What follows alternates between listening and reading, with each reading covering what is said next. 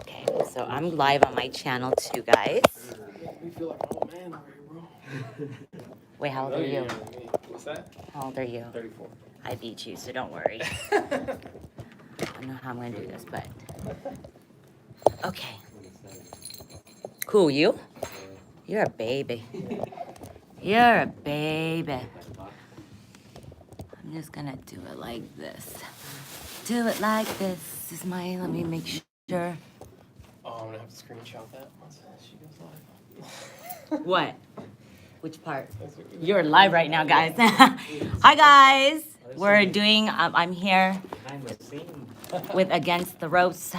The boys are here. We're gonna talk some boxing.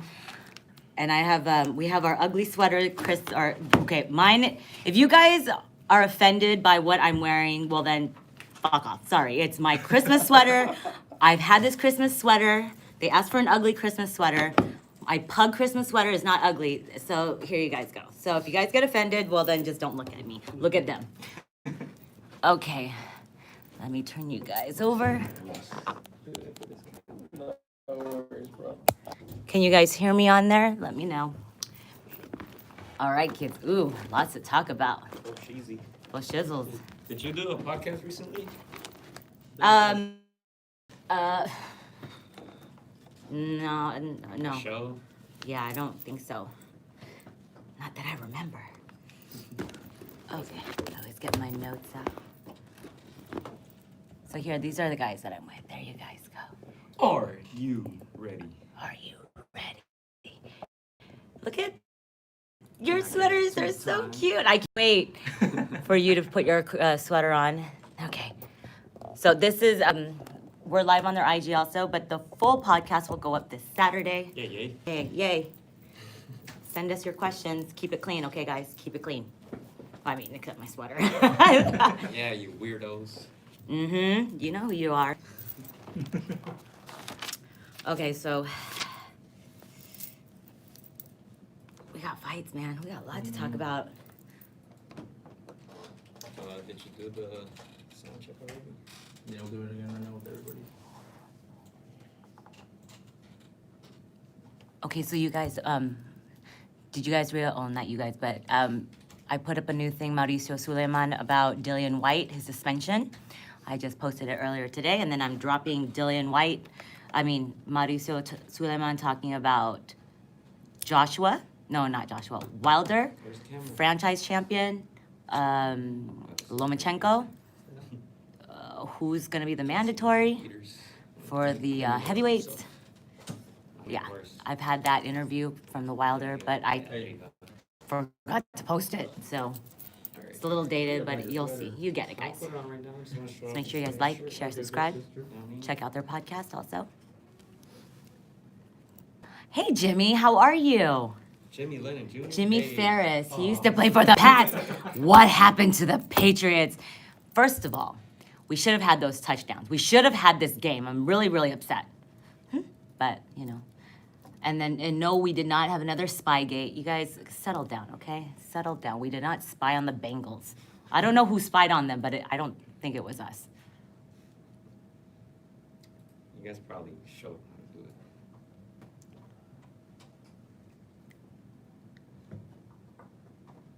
We got some All right. all-stars in the building. Mhm. Ooh, yay, yay.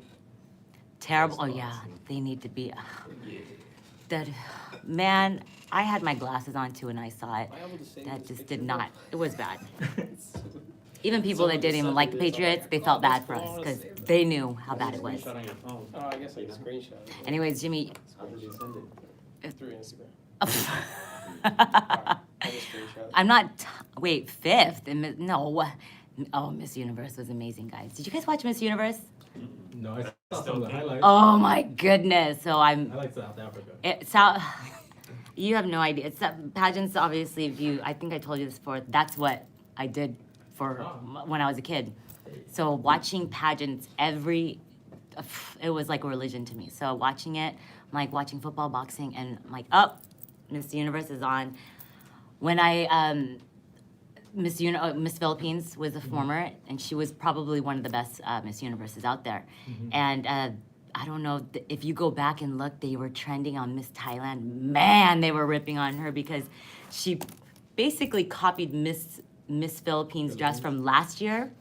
The cut, the look, the shoe, the hair, and man. Smart. And said this it was the broke. first time in Respect the 10 hustle. years Miss Philippines did not make it to Miss Universe in the top 10. The first time, but Is this the same as Philippines from last year? no, Okay, no, yeah. I don't know her name. I forgot her name, but Steve Harvey did make a mistake, and it wasn't his Again? fault. Again? Yeah, it wasn't his fault. That was the weird okay, thing. okay. So they had best costume, and they showed the picture of Miss Philippines in her silver. It was an amazing costume. Then they have this girl that's Miss Malaysia, and that's why he said, "Oh, Miss Philippines," and it's this whole outfit, their national costume, and then she goes, "Oh no, just to let everyone know, I am Miss Malaysia." He's like, "I didn't mess this up. It's right there on the teleprompter," and he was like, "You guys are all trying to do this to me again," and but Miss Philippines actually really did win. Okay. And so the story came out. I read it on TMZ because I'm like, how did he screw up again? Again. But they said, well, Miss Malaysia's costume was so amazing that we just had to have her on stage. I'm thinking, well, why would you present her if she didn't win? Yeah. It- Just the ratings? but why just show a picture of Miss Philippines if she won? I don't know. No, it was good though. But Miss South Africa, I usually like to sit there and pick top 10, top 5. Yeah. But South Africa she blew me away. Smart lady. Very, very I mean, smart. just even the way she answered Mhm. with authority, with so Yeah. much passion. I'm like, that's the winner. Yeah. That is the winner. Yeah. Wait, so who? My man. Have they announced the winner or? Yeah, so they did it. It was Puerto Rico. She should have actually gotten first runner-up, but it was Puerto Rico, Mexico, and then South Africa. Oh, okay. But the questions were Mexico? interesting. Oh, Yeah, it's the one I think it is? Good. If it's the girl that I think it is. I mean they were all Whoa. gorgeous. Miss, what's her name? Was it? Whoa, she was so cute. She was cute and beautiful at the same time. She had curly hair. She looked really young, but oh my God, what is her name? I forgot her name, but she was so cute. Mm. Alright, dude. Okay. All right. You have the other camera? Yeah.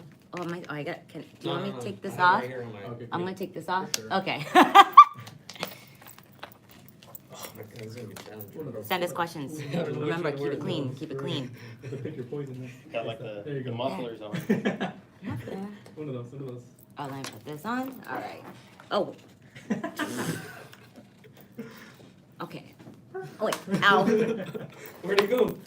They're right there. They're on you, bro. Oh my God, dude. One of those. Okay. Mic check. Test 1, 2. Test 1, 2. Sean. Check 1 2. Check 1 2. Thanks, blessed being. Welcome.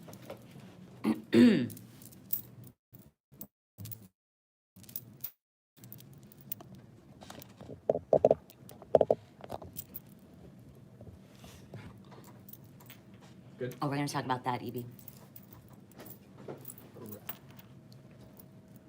I feel like I have so many things going on over here. My glasses, I feel like I have a big ass antenna, like ET phone home. Like, oh, you should know that. My dog after him if you don't know.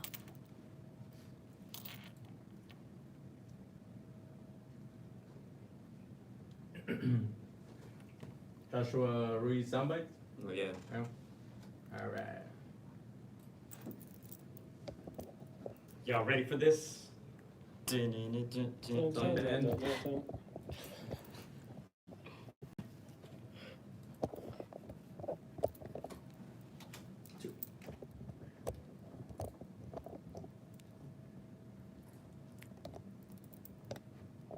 Mike Tyson.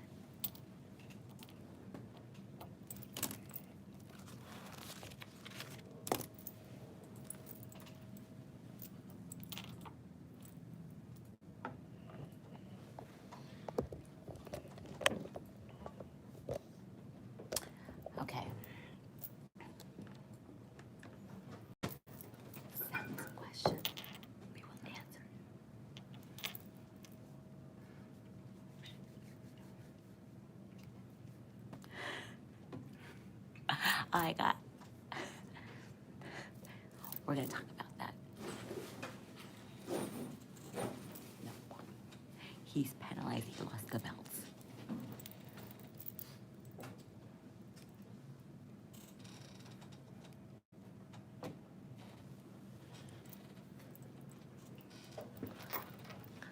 I'm like, I want to watch.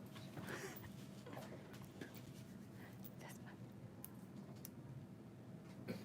Don't call him that. Be nice. Oh my God.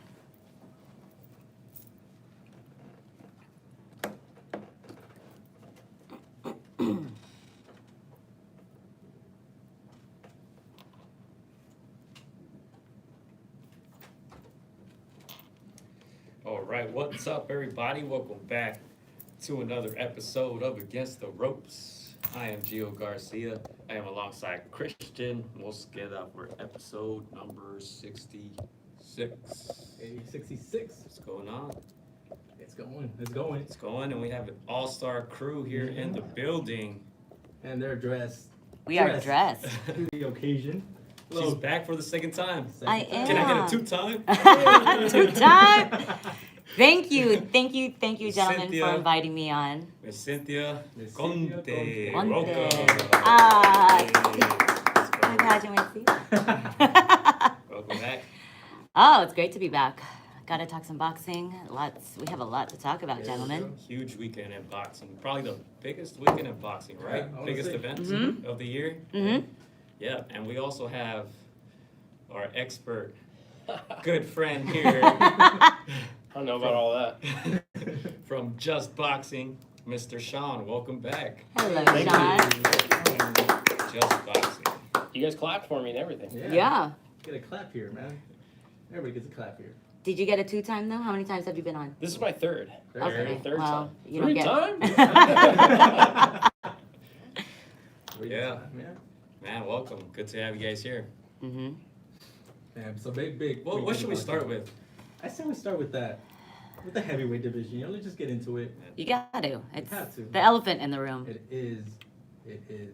It's not it's not really the water cooler talk, but it is. Mm-hmm. The first one was a major water cooler Oh, talk. yeah. People were talking about, they didn't even know who Andy Ruiz, they didn't even know boxing. Yeah. This one, they just didn't really say anything because they just knew, Mm-hmm. you know, Yeah. just what happened didn't happen, and what didn't happen really happened. Yeah. All right, so what was your prediction before the fight? Andy Ruiz, Anthony Joshua, number 2. My prediction for the fight, I thought Ruiz 4-6 or late stoppage. That's, Oh wow. but based on the Ruiz that we all saw. Yeah. So, and based on the Ruiz that we all took when he said, I'm training, I'm not letting myself go, you know, that is based on what we thought. What about you, Sean? I actually didn't make a prediction. So for Oh. 2 weeks, they tried to get me to predict. And what I said was I could see a clear path to victory for either fighter. It was kind of a toss-up fight for me. I still think Andy Ruiz had the goods to stop Anthony Joshua if he was able to reach him. He just wasn't able to reach him, and he wasn't in condition. But I will say, you know, along the lines of what Cynthia was saying, I bought into a lot of different things. There, like, you know, the picture of Michael Hunter, him on the ring where he's looking fit. Right. Yeah. You know, him saying that he was going to come in 8 to 10 pounds lighter, and that's what his camp wanted. The fact that he had weighed in, you know, less than that for his fight at StubHub before he fought Anthony Joshua the first time. So right up until he took his shirt off, I expected him to be in shape. I was making excuses for him after the weigh-in. I felt bad because even when he did the weigh-in, when I sat there and I'm like, what is going on? And when he came out with the statement, I even posted it, that he drank water and this, but in Had 2 reality, I'm meals. thinking, Yeah. I get it that they had a late weigh-in, so, and the timing is off, Yeah. but can you really gain 15 weight in from 9 to 4 p.m.? I don't know. I mean, Yeah. I don't. I think it's possible, but even then, you're still heavy if you're, what, 283? 283. Minus Yeah, 15? but when That's you still see pretty that, heavy. you see that from cats who are dehydrating themselves Yeah, to get down to true. really low weight Yeah. classes, right? We're talking about Andy Ruiz at heavyweight. He doesn't really have a need to do that. Yeah. Yeah. And I went an even different route. I thought, well, muscle's heavy. Maybe he got top heavy and he's all, you know, kind of built upstairs. We and all that. did, honey. I We're was all. I was making so many, because, you know, my heart was there, but the truth is my mind told me that either guy could stop each other. Yeah. And I think that that's still true. Either guy could have stopped the other. It's just wasn't Andy's night for sure. Yeah, I mean, we were They were at going with Andy too, right? Yeah, yeah. No, yeah. I thought Andy was gonna come in that same shape, that he was. But we had heard stories from being at Legends 3-4 months ago that he wasn't ready, that he wasn't, But I was like, okay, it's 3-4 months out. Yeah. I was like, he's gonna get it together in time, But yeah, he did not. Did you guys hear his TMZ interview by any chance? Yes. I saw that. That he ate everything. Yeah. Yeah. What do you guys Coronas, think a about couple that? extra Coronas. To me, I think that was very stupid on his part to he's being honest, but like you don't disrespect the sport, and people are gonna shoot at you if you're saying Coronas and all this stuff. It's just. I mean, he's owned it. Yeah. That, but he disrespected the sport because it's your job. You have one job to make weight, to train, and to do your best in the ring. I mean, your job was to try to keep those belts.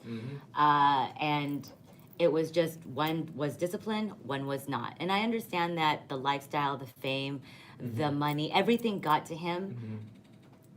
Big lesson learned. He now knows that we don't know if we'll get the third fight. I mean, there was a thing, did you see on Matchroom IG that when they spoke in the ring, because they first asked, what did he say to you? And Andy said, oh, we're going to do this again. And then when Joshua said it had nothing to do with it, was just like, it was a good fight. Yeah. But Matchroom put it out there, them speaking, he's like, I did this, this is to set up the third fight. And next time we're going to war, we're dropping bombs. Like, we're going to go toe to toe.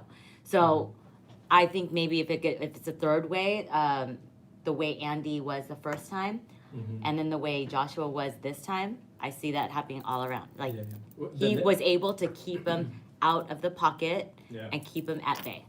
I mean, the narrative is there for there to be a third fight. It was just the immediate, after that second fight, nobody really cared to see it. Yeah, until Andy opened his mouth and started saying, "Well, I wasn't ready." But that's crazy because Anthony and Joshua got beat worse in the first fight, I believe, and this decision win. That's the thing, is that they both had they both lost on their own. I can't say it's a concussion. We still don't know. Joshua will come out when he says it, when he writes his book. He will tell us the whole truth of what exactly happened. But with Andy, it's kind of the writing was on the wall. We saw it. He admitted it. But I just wish in the ring he didn't go and say when Joshua was giving him his, just like, oh, you're cool, you did good, blah, blah, blah. It's like, thank you, we made history. He's like, then he comes out and says something, and then he's like, I gotta do this for a third fight. I'm like, dude, just be humble. Yeah. Yo, be humble. You lost. Yeah. You lost. You lost the minute you did not train. That's when you lost your belts. With as cautious as Anthony Joshua was actually fighting, do you think the 15 pounds would have made a difference? On Ruiz? Yeah, so meaning, let's say he did come in at 160 or 268. Do you feel like that would have been a different fight? I think he wins more rounds. Oh yeah. Yeah, he wins more Definitely rounds. has more Maybe because opportunities the to catch him. ring Yeah. better. But he wasn't cutting the ring at all. Yeah. That's a stylistic thing. That has. I mean, I guess you could say if he was 15 pounds lighter, he could have moved his feet faster. But at the same time, he was really just chasing Anthony Joshua around the ring. Yeah, that when he said just get in the middle of the ring and fight. But that's the whole point for Joshua is he did exactly what he needed to do to win, to not get hit. And he told you he was going to do it. Yep. And you said, oh, he's going to try to outbox me, so I'm going to come in lighter. Yeah. He knew it. He knew it was going to happen. Yeah, when he did that in the last round, like, come and fight me, I was like, you should have done that like around 6-7, try to get in his head at that moment. But the thing is, Joshua was so disciplined that he was never gonna mess it up like that. I think that's a great word because the level of discipline he showed not to exchange even in the last 15 to 30 seconds when you could have just given the fans a show in that moment.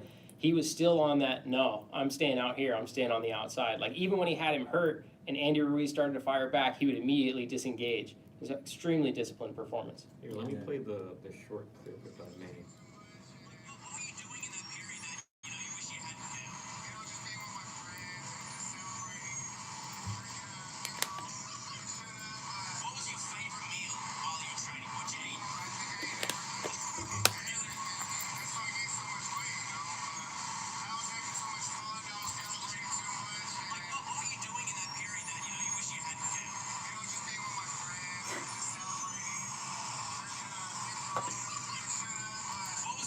Yeah. You know what? If you, and your friends, the new friends, I can't say if it's the old friends, but it's the new friends, the enablers, all of you guys, this is what happens. You know, just let him train, just let him do his job, and we don't know if we'll get the third fight. I don't know. Did you hear the interview with Bob Arum about Andy Ruiz? You know, No. Bob Arum lets it rip. He always Yeah. is very honest, and What do you say now? he said that it's his fault, that there's no excuse for him, that, you know, especially when you get to the top, Yeah. it's so easily taken away because of your own actions. And Mhm. he was just really disappointed. And I know that he was signed with Top Rank, and I Yeah. guess, Jimmy, can you kind of say what happened with Bob Arum? Because I don't know why he left Top Rank, but Bob Arum said something in response to that, why he's no more with Top Rank. So you guys didn't know, but Jimmy, someone tell me, because I just hit my foot. I did see the thing with Bob Arum, just kind of, he already knew. He just felt bad. And he's like, how do you do this? How do you do this? You were there, you had him, and how do you not train? How do you let yourself go? How do you get 15 pounds fat? At the end of the day, like, you can end every sentence with no excuses the way that these guys Mhm. do, but it is an excuse, right? I mean, he's coming out and saying, I didn't train the way that, and if I trained properly, then I would have performed better. But it's his decision not to train properly, so. Yeah. Oh, it was, Bob Arum said that he did the same thing when he was with Top Rank. He came in heavy and always underprepared. You know what? That's the thing. Like, did you guys kind of see that coming? Him not being prepared. For me, I just always thought like, oh, he's a pro. He's gonna turn it around just like in enough time. And, like I heard the stories like he wasn't training. He wasn't at the gym. He was over there in his new house. You know, you could visibly see Manny complain like, "Cabrón no está aquí. He's not here." Yeah. Like, but I just thought he was gonna like, But it's like get it back, like get back in time. Well, but to be fair, so what, he fought, when he fought here, yeah, and then he got the fight 2 weeks later Yeah. for the Joshua fight. So he didn't have any time Yeah, to get distracted. eat and distract himself, That's what we're talking and to about, celebrate, right? and to Yeah. celebrate that he got the biggest fight of his life. Mhm. So having this long layoff, then of course, you know, Comfortable, you but gotta- it's just, you gotta always stay ready, because you never know. I mean, what if anytime someone can just replace you, and you just always have to be ready. And the thing Like- is, I don't know, like, not trying to sound messed up, but he's always been heavy. Yeah, no, I know. We're not. Yeah. We know we're not going to see an Adonis body on Yeah. him. I mean, if it's we're never going to see that on him. But So I think to a certain extent, it's a reflection of his dedication or lack thereof, right? yes. He's always been heavy in every single. Yeah, he's always been heavy. But to lose to, I can understand if you're going to come in a couple more pounds heavier for the fight, Yeah. but you have to also be conditioned. Like, you just don't gain fat Mhm. and think you're gonna be able to withstand 12 rounds with Joshua, because Joshua could have gone, I don't know how many more rounds with him. He could go Yeah. 20 rounds with him, and Andy was just like, Especially when you know that your opponent is losing weight, like you should Mhm. not get heavier or let Well, yourself go that. he also probably thought. I mean, a lot of us thought was Joshua's mental, Yeah. his, Going his into the mental, fight. yeah. Going into the first Yeah. fight. So, Right. and even he said that I thought Joshua was just gonna be the same in the first fight, and So Yeah. I think the question will be, what was a bigger factor, the lack of preparation by Andy or the preparation of Anthony Joshua coming into this fight 100% locked in? To me, I actually think it's Anthony Joshua's preparation. And I'm kind of the school that I think it would have been good for Andy Ruiz to come in lighter for sure. But I don't know that we would have seen the fight play out drastically differently. At the end of the day, if he's not able to cut off the ring and he's not able to get to Anthony Joshua, I mean, he still has the goods to do it. You could see he's got the power, he's got the fast hands, he's got all those things, but that's not the fight that Anthony Joshua is fighting. And if you didn't prepare for that correctly, so I think the fact that Joshua slimmed down, that he focused on his game and nothing else, Yeah. no games, just boxing, but you know what I mean? Like, that's really the main thing. And I think if Joshua fought another fight just like that one, Yeah. he would probably go the same way. Yeah, I asked that because a lot of people were criticizing Joshua for the style that he chose to course. display. People were saying, "Oh, Andy wasn't ready, this or that." But what do you guys think? What was a bigger factor? I think the bigger factor was Joshua. His mindset was there. They're both hungry. They're both hungry for the win, but one's mindset was just stronger. His will, his discipline to stick to the game plan was there all 12 rounds. Yeah, with me, I'm with Cynthia. I really thought that Andy was in Joshua's head, and I thought that he was trying to convince himself. I thought he was trying to convince himself that he could beat him, but I think he was gaining confidence round by round by round. Obviously you see Andy show up that much heavier. It gives you a little bit more confidence because you're like, I'm fit. I did my work. I put in the miles. I lost a lot of this weight. I'm not as heavy as I was in the first fight. So I'm gonna have to give it to Joshua. Talk about a confidence builder. You land your first right hand. Oh yeah. And you see some blood. Serious cut. No, that I was, God, I was so worried about that. But no, to give credit, we have to also give credit to Anthony Joshua because he did lose the muscles. He did lose 10 pounds. He listened to Vladimir Klitschko. And yes, I understand. I was kind of pissed. I'm like, I want to see a fight. I really want to see two guys go toe to toe. When it's the heavyweight division, there's belts on the line. This is the heavyweight division. You guys are in freaking Saudi Arabia. You're making history. I don't want to see people on a bicycle, but I get it. It's to hit and not to be hit. I get it. That's your style.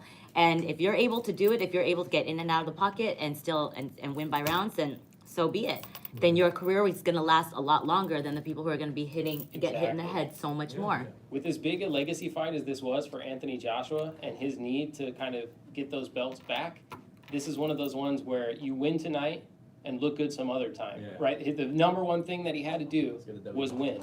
And he did exactly what he needed to do that. Now, anytime someone fights a defensive fight, they get criticized. Was it Canelo, yeah, of course. Or how about cautious? Okay, Not defensive. It was a very cautious fight. Right? Yes. I think like when you see Canelo fight, that's more of a defensive fight. But like what he did was cautious. But I think anytime someone does either of those two things, they're bound to be criticized for their lack of effort to excite fans. Yeah, like this second battle is not going to be as memorable as the first time in no way, shape, or form. No, they both made their own history. Even if Joshua knocks him out the second time, it still wouldn't be as memorable. I don't think it could have been no matter what happened. Like let's say Andy Ruiz came out and knocked him out in the first round, it still would not have been as memorable as the first fight, just because the first one was so much of a, the underdog, whatever it was, 13-1 story. The unexpected. Whereas on this one, if you see Andy Ruiz knock him out again, you go, yeah, he did that last time. I've seen that last time. But like coming into the fight, the stuff that you're saying, Joshua just being locked in, I think that's why I chose him before the fight. Like I didn't really care what Andy Ruiz did. I was still rolling with Joshua for some reason, and I think it was a good fight. Honestly, I didn't think it was that boring like people are making it to be. I think we were more shocked. I think it was because we were expecting. We were expecting some fireworks, and we knew Joshua's game plan going in. Like, even Andy said it to him, how do I win? Well, this is what you have to do. He did it. He showed us all. We're like, oh, okay. And I think it was just that Andy we weren't so used to seeing him that big and him chasing him. We were expecting to see them go toe to toe. And every time he got caught, AJ, it was just like, okay, get off. You know what? The clinch was also a really major factor. You could tell that Anthony Joshua really made an emphasis on clinching. And later in the fight, to Andy Ruiz's credit, he stopped allowing that. But it still didn't make a difference. Well, the ref didn't really do anything, which that kind of upset me. If you're gonna hit your head or dirty punches, rabbit punches, but the clinching. That was his game plan, but stop holding. Like, if I want to see people cuddle, come on. But yeah, I was happy that Andy was able to push him up, and it was so good. It was cold out there. It was rainy. Windy. It was raining. But when the third fight, I wanted to say yes, but now. What else could happen? They both won one fight in their own respective ways. Do you guys want to see a third fight? That's the question. I mentioned it on your show this past weekend. I like to see it only because I still saw some type of I think Joshua was a little afraid of getting hit. Well, because Andy Ruiz can still do it. That's Yes. like you look at it and you're like, oh yeah, he still has the power, he still has the hand, he still has all those tools, Yeah. all the things that knocked him out the first time, he still has it. Yes. It's really just a matter of catching him. And even when Joshua got hit, it was like he would smile back, he would talk back, you know, like to me it was just like, oh, he's trying to pump himself up or make himself feel like, oh, I can take this punch, right? But I'd like to see a third fight because if Andy can, you know, dedicate himself and kind of switch things up, and if he can touch Joshua in the third fight, I think it would be interesting. To your point, I think every time in that fight when Andy was able to break a clinch and start landing some shots inside, there was always this feeling of, oh, he Yeah. might get him. He Yeah, might get him yeah. right now. We're like, Right? Like we're 9 rounds in, but we're still like, oh, he might get him right now, right? And then it didn't happen. And so I think some of that is the way that Anthony Joshua reacted to those blows too. Like it's clear he doesn't like being hit by Andy Ruiz. Nobody likes being hit by anybody. Mhm. But you understand what I mean. He doesn't react well to it. Yeah. You guys- you know, someone said, and I've heard this before and know where to go. Well, we praise Floyd for the way he fights. Basically, he boxes.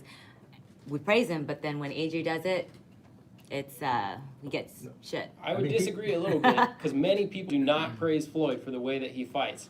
I know. He has many Yeah. criticizers Yeah. and haters who would say that his fights are boring, that you know they would rather watch some lesser known people fight, like all kinds of critical things. So yeah. there are people who like Floyd that praise Floyd for the way he fights. If you don't like Floyd, the last thing you do is praise him for the way he fights. I personally didn't watch like his last 4 fights. Yeah, see, Like, exactly. I just had no interest in it. I Yeah. know he was just gonna win I mean- with the jab. I mean, Joshua was getting a lot of heat for. I mean, they were saying that Andy was a better boxer because he's been boxing since he was 8. That Joshua picked it up late Experience, yeah. at 18. That he doesn't have the same boxing IQ, but he showed it. You know, he showed it. I mean, maybe he's not gonna please everybody, but you know, he stuck to that game plan and he outboxed him. And he's gone 12 rounds before. Let's not act like he's never done this Yeah. before, right? Because Mhm. Joseph Parker, it was the same thing, Mm-hmm. right? But people said that fight was boring. Yeah. Yeah. You People know, said like- Andy won that fight. I mean, Yeah, but yeah. it's. I think it's just when it comes to the heavyweights, it's you want to Let's see see. fireworks. You Yeah. want to see, like the old days, like when it was 15 rounds. You weren't freaking running. Mhm. They no, Yeah. no. The ref would probably push them towards you. But whatever. I mean, it was a good fight overall. I don't really care to see another fight. I mean, honestly, a lot of people saying no, Yeah. because People where hopped else off could that he wants to bandwagon do it in real quick, Saudi? huh? I mean, I'm still a fan of Yeah. Andy's, Yeah. but it's just And one of the things we said, right? Andy still has a lot of really marketable fights out Oh, there. yeah. Mhm. Things that can make him good amounts of money that I think a lot of people would like to watch. Yeah. So Anthony Joshua is not the only option for Andy Yeah. Ruiz. I think the biggest factor going for him is that he's Mexican. All right? He's always going to be marketable. Make a fight in LA. He could fight in Mexico. People are going to go watch. I mean, because of that moment that he became a Yeah. champion, the first Mexican. He's because- still the first. yeah. Because Chris Mexican Arreola is heavyweight Mexican too, but he's not marketable. You know, No. You don't want a belt? there you go. How So about it's the like- belt, Sean? I mean, remember this. Do belts Andy matter? is the former heavyweight champion. Like Mhm. he didn't even have that title. What, a year ago? Yeah. He was just fighting here next door. Yeah. And now he will be marketable. It's just like any other champion, any champion who's lost their belt. Yeah. He just has to, the first thing he needs to do is get back into the gym and really understand and know why he's doing what he's doing. Does he really want to do this just to win the belts back? Or does he still love the sport and then Yeah. know to put his friends, everything aside, and Exactly. just get in the gym and lock down? Yeah, and it's crazy because if Andy had won this fight, Manny, his trainer, could have been in the running for trainer of the year, and so like now nobody's talking about that. Yeah. You disagree? No, I agree with that. That's a Yeah. good point. And like now, like, you know, I think Manny's a great trainer. Like he's always, you know, there. Even when they ask him like, "Are you upset at Andy?" He's like, "You know what? I'm not gonna say. I'm in the good and the bad. I'm gonna support him. I'm gonna have his back, no matter what. Mm-hmm. You know, we're just gonna keep moving forward." I mean, that just shows loyalty, you know, outside of the boxing sphere, you know, as a person, as a man. So it just sucks that Andy did not reward this trainer the way he should have, you know, with that discipline. I know. Yeah. I mean, you can't. A lot of people were saying, "Well, it is the trainer's fault." No, I'm sorry. That you can Grown man. only Yeah. you can only get someone to do so much. Yeah. You have to want it reciprocated. Yeah. And he did apologize during the press conference, a post-fight presser. Mhm. He apologized to Manny, and it was nice, but Yeah. you know. One of the sound bites, even in the ring after the fight, he said, "I basically trained myself." Yeah, Like that- oh, man. when I heard that, I'm like, no. Did And that make I'm you friends cringe? with the trainers, so I was just like, I felt that was such an insult Yeah, I to did. what Estrelita and Manny have done and the Yeah. team. It's like, don't say that I because cringed. it reminded me Yeah. of Chavez Jr. Immediately yeah. reminded me of Chavez Jr. when I see him training in fighting his soon? living room and Who's Freddie fighting soon? Let's Roach not forget. and Freddie got so Maybe. much shit and he's like, I can't make him come to the gym. What am I supposed to do? Force him? So Yeah, that's exactly what I thought. Myself. makes me mad, but. Yeah. Big lesson learned there, and so we have a new heavyweight two-time. Time. There we go. Unified. Yeah. That's the other thing. Unified world heavyweight champion. Yeah, unified. That's You right. just have to like remember there was so much pressure on Joshua. It- So much pressure. Yeah. If he would have taken this loss, I'm not saying he's forgotten. Of course not. He's also marketable, but this would have taken a big hit on Mhm. you know where he can go. You know, So- Joshua took a lot of criticism for that interview where, I don't know if you guys saw, where he had said, like, "I want you to kneel at my feet." Oh Oh, yeah. You remember that? Everyone bowed down to my feet. You have to remember that this is a guy who, like, literally, he lost to Oh, Andy yeah. Ruiz and people told him, "You should retire. Yeah. You shouldn't come back. You shouldn't fight Andy You again." don't look like a boxer. Yeah, you should do, like, all these, you look like a bodybuilder. That's why you should stay out of this sport. And at the end of the day, I can kind of understand where he's coming from if he's going to come back and say, okay, if this guy's so great, if I should retire, if this sport isn't for bodybuilders, if I'm terrible, then when I beat this guy, you should kneel at my feet and tell me how great I am, right? Mhm. And so to some extent, it didn't come out the way that I think he intended for it to come out, Yeah. but I can understand the attitude, particularly that a fighter would have in that position, Yeah. you know. No, that's very true. But yeah, you know, everyone was they were off their game. They were just in like that kill mode. I'm gonna kill you. I'm gonna because. I wondered what would happen to Anthony Joshua, and he said, "I'm not going to retire. Like, are you kidding me? I'm a fighter." Yeah. He made 81 million. He made, Come on, he's not retiring anytime He- soon. but it's good. Damn, but it's crazy how people just hop off the bandwagon so quick. The same people who were like, Andy Ruiz is a hero, and I'm like, fuck this guy, disgrace to the sport. Can't believe he did that. He's done. Man, but that's boxing, man. That's how it goes. Take one L, and the world is over for you. Yeah. And it's always how you lose. That's the How you thing. lose, Yeah, you It's said that many it's times, how yeah. you lose, and for me, he lost the minute he didn't train. So I felt he disrespected us all. Everyone in this sport is a fan. It's like you hurt my heart because you didn't Yeah. do. If I didn't train for something, then of course you're gonna get mad at me. But it's your job, damn it. Exactly. Yeah, for me, like I don't like the fat shaming, but I like we're talking about the discipline. Yeah, like, it's a shaming. discipline. It's a discipline. Like you It's a just- discipline. You didn't do what you had to do as Put a those world coronas champion. away. As a world champion. As a fucking world champion. So now who does Joshua? Joshua fights, Wilder. Is that he had penciled in? Is that no. So No. right now it's just Okay. Wilder Fury too. That is penciled in. Ooh. Joshua has Or- 2 mandatories, though. Yeah, and he's intending to fight them both. He's not gonna That makes vacate. Usyk Yeah. is one of them. Who is the other? Pulev? Povetkin. Yeah, no, Or I'm oh, sorry. Pulev. Yeah, Pulev. Pulev, sorry, yeah. But now Dillian White. Remember, Dillian White is now in the mix because the suspension was lifted. But that's on the Wilder Fury. So whoever wins that is gonna fight Dillian White, which he has earned the right. Yeah, He has earned the right. Mm-hmm. He's been in that position for like the better part of what feels like 3 years. Like they had Right? they had Dominic Breazeale jump past him at one point, Yeah. and they had like when he was Pulev first, and then Usyk in the fall. Yeah. Okay. So Usyk, we saw since we've seen Joshua's excellent boxing skills and his ring IQ. Usyk is one of those. Mhm. How does that fare? And that will be what, Usyk's second fight, or maybe third Third. fight? maybe his It could be third. Yeah, third. if he's gonna fight Pulev first, I imagine Usyk would have to take a fight. He has to in fight. between time. Yeah, so it'd be like his third fight at Who would heavyweight. fight him? Usyk, AJ. By Povetkin, maybe. See that the thing with Usyk, you could see the skills of of course, but he was still getting tagged by, what was his, The late replacement. Withers? No, Chaz Witherspoon. Yeah, he was still getting like hit here and there, so he could be hurt. You can tell that there's moments where he could still, I mean, it's a heavyweight division. Mhm. These guys are naturally bigger than him. So it's like, with these elite, I don't know if he can.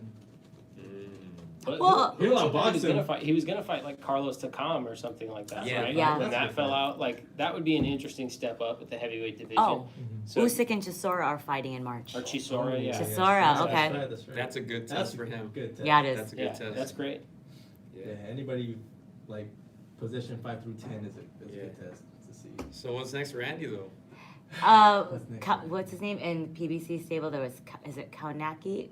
Adam Oh, Yeah. Kownacki. okay. Polish Yeah. guy, Polish American guy. Yeah. Yeah. I mean the PBC, they have fighters. So I mean they have Wilder. They have the belts. I mean anything could happen now. I mean if Wilder, God forbid, Wilder loses a belt to Fury, then Fury would fight Joshua. Is that and what all- you're predicting? No. I'm just saying no. Okay. I don't want the belts all in UK. Come on. Come on. Shout out to the British. What do you want? I know. I love the Yeah. Brits. I want. I want it to be all around. I think it's good for the sport, but someone has to fight Wilder. I mean, Fury. What do you think? You guys want to give a prediction for that fight, or is it too early? Wilder Fury. Yeah. Yeah. So, number 2. Rematch. mean- We it's thought the the same first thing. of Ruiz and Joshua was crazy. That first one was crazy with Fury. I will say that obviously the same thing I said about this other one. I don't want to sound like I'm shying away from predictions, but there is obviously a clear path to victory for both fighters. We know Yeah. what Tyson Oh, Fury yeah. has to do, and we know what Deontay Wilder has to do, and we know that they both can do it. Yeah. The one thing that I think will be very different is that Tyson Fury has now had a lot more work back in the ring, and that's he's true. actually in better shape now Yes. than Oh, he yeah. was A lot when. better. Yeah, you can see it. You can see it Physically, he's in better yes. shape. This isn't me predicting Andy Ruiz being in better shape. Like Tyson Fury is actually Yeah. in better Yeah. shape. Andy's training in his living room, but he's really trained. Like But he he looks did that good. that video He looks good up to when Wilder. But he's using the whole living room, huh? Yeah. Of the real He Tyson even Fury. moved his coffee table out of the way. He Yeah. moved it out of the way so he wouldn't run into it Yeah. and stuff. And he was looking good. So he's in much better shape than he was the first fight. And so to some extent, you could make an argument that he even won the first fight. The judges didn't see it that way, so it's not hard to go that way. But if I predicted Tyson Fury and Deontay Wilder won by knockout, would I be surprised? No, of course No. not. Right? Like, and I think that's true for probably everybody sitting here. Yeah. Yeah. Yeah, it's almost guaranteed that Tyson's going to win almost every single round, that he doesn't get touched. Mm-hmm. We saw Ortiz win majority of the rounds against Yeah. Wilder up until that point. So, yeah, right now, I mean, yeah, we can make that argument that as long as he doesn't get that hit Yeah. with that straight right, because he didn't get hit cleanly in the first fight. Not He really. got hit, but he didn't get hit cleanly. Yeah. So, that's the fact. Yeah, and I'm a Tyson Fury guy. Yeah. I would predict him to win that first fight, but man, let's see. I want to see if he can stay focused because I know he has a lot of stuff going on. You know, that's the only thing I'm gonna say. Who Fury? Tyson Fury. Oh, because it's WWE. Oh, that's right. He's talking about retirement already. I asked Bob Arum about that. Mhm. I go, he could get hurt. I even asked Ben Davison about that. Sure. But Bob Arum went off on me again. He always does. He's like, Cynthia. He goes to a school where they teach you not to get hurt. I'm like, okay. But Where's that school at? That I've makes read- a lot of sense. no, but I don't know. That one's just it's a hard one because I don't that knockout. I mean, for him to come back from a knockout, if Fury was able to feel all of Wilder's power in that one knockout, I don't know. Yeah, we gotta think about that one a little more. Yeah, Still got a that's couple a hard months. one. Got a couple But someone months. said Ruiz Ortiz. Ruiz, you know what, Ortiz? Yeah, that's a good I would love to see Ortiz back in the ring immediately. Yeah. I mean, he did get rocked pretty hard, but man, he looked so good Yeah. with the weight loss. He was quick on his feet. He tagged Wilder a couple times. Yeah, Yeah. just like in the first. That Yeah, See, matchmaker over here, that fight makes sense. yeah. Yeah. And if they do it like somewhere not in Vegas, or maybe like in Mexico, that would make a lot of sense. Yeah. He has talked about fighting in Mexico, so that would be a good bounce back, win. It's winnable. So. Yeah, 2020 is. I feel like we're gonna have a lot of good heavyweight action once again, right? This year was pretty damn good. Yeah. I think because of that Andy Ruiz win, right? Kinda It's the year shook of the everything. upsets. 2019 was the year of the upsets. Yeah. Talking about that, Harrison is fighting Charlo again. That's fireworks in itself, just the Yeah, press just the conferences. conferences. What do you guys think about that one? Besides fireworks, who do you guys taking on that one? I'll go Charlo on that one. Any specific reason? It was a close fight the first time. It was very. Yeah, it was a very close fight the first time around. Did you agree with the decision? Sure. Unanimous I- decision. No, well, what I mean to say is that whenever a fight is as close as I imagine that one to be, either winner I can't really be too upset about. So if a card Yeah. goes Charlo's way or if it goes Harrison's way, I can't complain. I think where complaints come in is when people have like a wide card. Like if you have a Yeah. judge who saw it 119 Yeah. or 118, Yeah. which sometimes those Yeah. kinds of cards happen. So I can't complain about him winning the first one. Winning or losing the first one. I agree with the card. I had Harrison winning either 8-4 or Yeah. 7-5. Those jabs were just eye catching. The head snapping back of Uh-huh. Charlo was like those were the highlights. Yeah. And so he stuck to the game plan all fight. It was close, but I just think he just did enough. And you saw a visibly frustrated Charlo. Yeah, exactly. You saw him get emotional at the end, where you saw like Harrison I became a fan even like during the fight and then after because he's like, I'll give you the rematch. And you see Charlo like, oh, like you lost. We're like, bro, come on, like no, He like, did- yeah, take your he's- loss, yeah. take your loss like a man, and I'll Judges saw respect you you more. lose. Take it like a grown man. So yeah, I'm excited about this fight. I do kind of favor Charlo in this rematch though, just because I'm not sure if Harrison can employ that same, the same tactics, and I just feel like Charlo comes in a little bit hungrier. He's gonna be more aggressive. Yeah. You can see a power disparity a little bit favoring Charlo. So if I had to make a prediction, I would say Charlo. Slightly, and I would say 7-5. Still very close. Oh God, you even okay? 7-5. All right. Calling out the scores and I everything. hate it, but I'm gonna agree with you. Yeah. Yeah. He doesn't like the Charlo. Oh, Kiddings only. And the sweater's on. the sweater is on. I Over believe here. in Santa and unicorns. Holiday spirit. It's so cute. Oh. That's a tough one to predict because Charlo is I hope I'm wrong. hungry. wrong. He's Lions only. Hope you're It's wrong. them to the twins. I think Charlo will take it. For some reason, I feel like it's gonna end up in a draw. It's just because I don't know what Harrison is gonna come. Was it an ankle injury that he had? Was it? Yeah, I think so. Yeah. And Charlo just on the PBC broadcast, he's like, "You faked your injury," just like stuff like that. I think more of the. I think Charlo will take it. I don't know by what, but for some reason I see it's gonna end up in a draw, some You think stupid there's gonna be some split controversy? draw. Yeah, Yeah, yeah. You guys think he can hurt Harrison? I think so. I think so. Yeah. I think so too. Yeah. I think so because he's so angry. Yeah. He's, he's so angry. He's gonna go from a I have to kitty to a admit, lion. Tony Harrison has beat him in all those when he's talking smack. yeah. Holy bananas! I was sick. I didn't even get to go to the second one. I was watching it. My cameraman from Ring TV, and I'm sitting there. Damn it! I wanted to go live on this so bad, but I'm just listening. It's like, oh my god. One for him. It's like they don't even have to say anything. They just. Defend yourself, Charlo. Put your hands up. The thing is, a clever trash talker will always be an emotional one. Always. Yeah. Yeah. And he gets under Charlo's skin so easily. It's hilarious. That's gonna be Yeah. good. Yeah. Big fun. We mentioned Chavez Jr.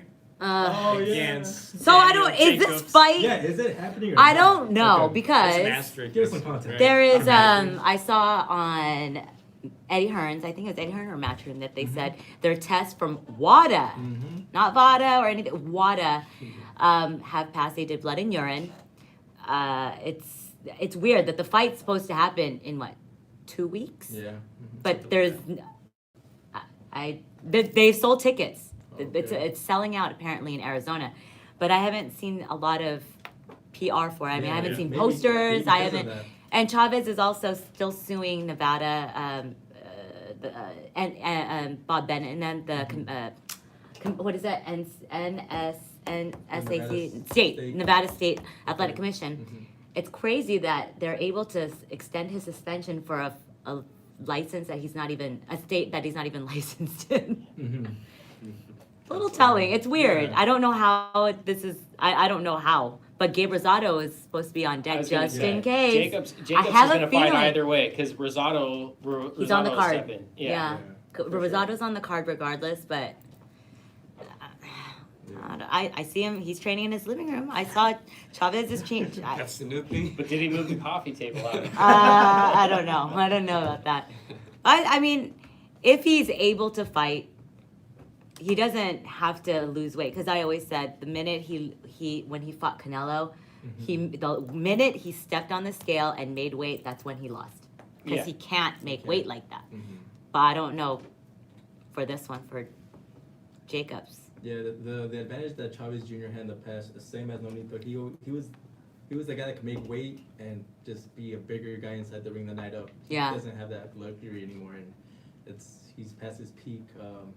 Yeah, I'm not sure if this fight is gonna get made or not, because like you said, Cynthia, I haven't heard any PR, any promotion for it and stuff. So I'm like, We just it's see a them. good- We it's a- we just good see them name. working out. Yeah. You see, oh, I have to give props to Danny Jacobs. His robe. Did you see that? It was Yeah, Patrick Day. oh, I cried. Yeah. It was Oh. so sweet because he was like a little brother to him, and it was you have to see it.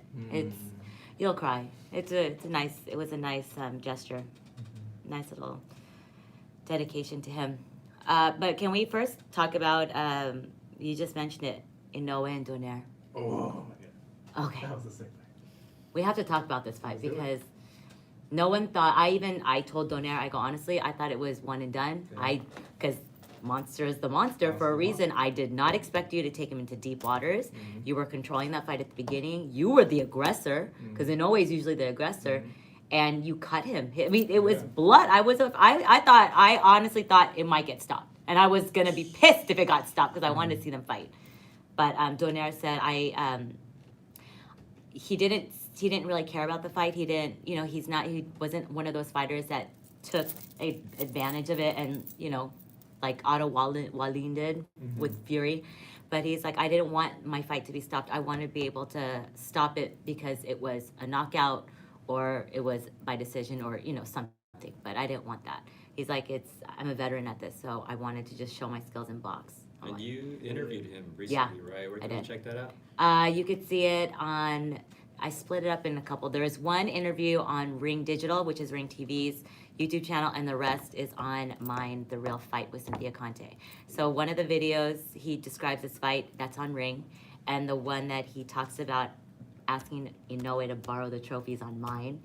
And that one I even asked, and it was amazing. He said, I've always want to teach my kids, I want to teach my kids respect and integrity. I always do what I say, and when I make a promise to my kids, I never want to break it. So he got into the locker room, and he realized the promise, and he just cried. And he's like, I got ready, I got showered, I asked the team.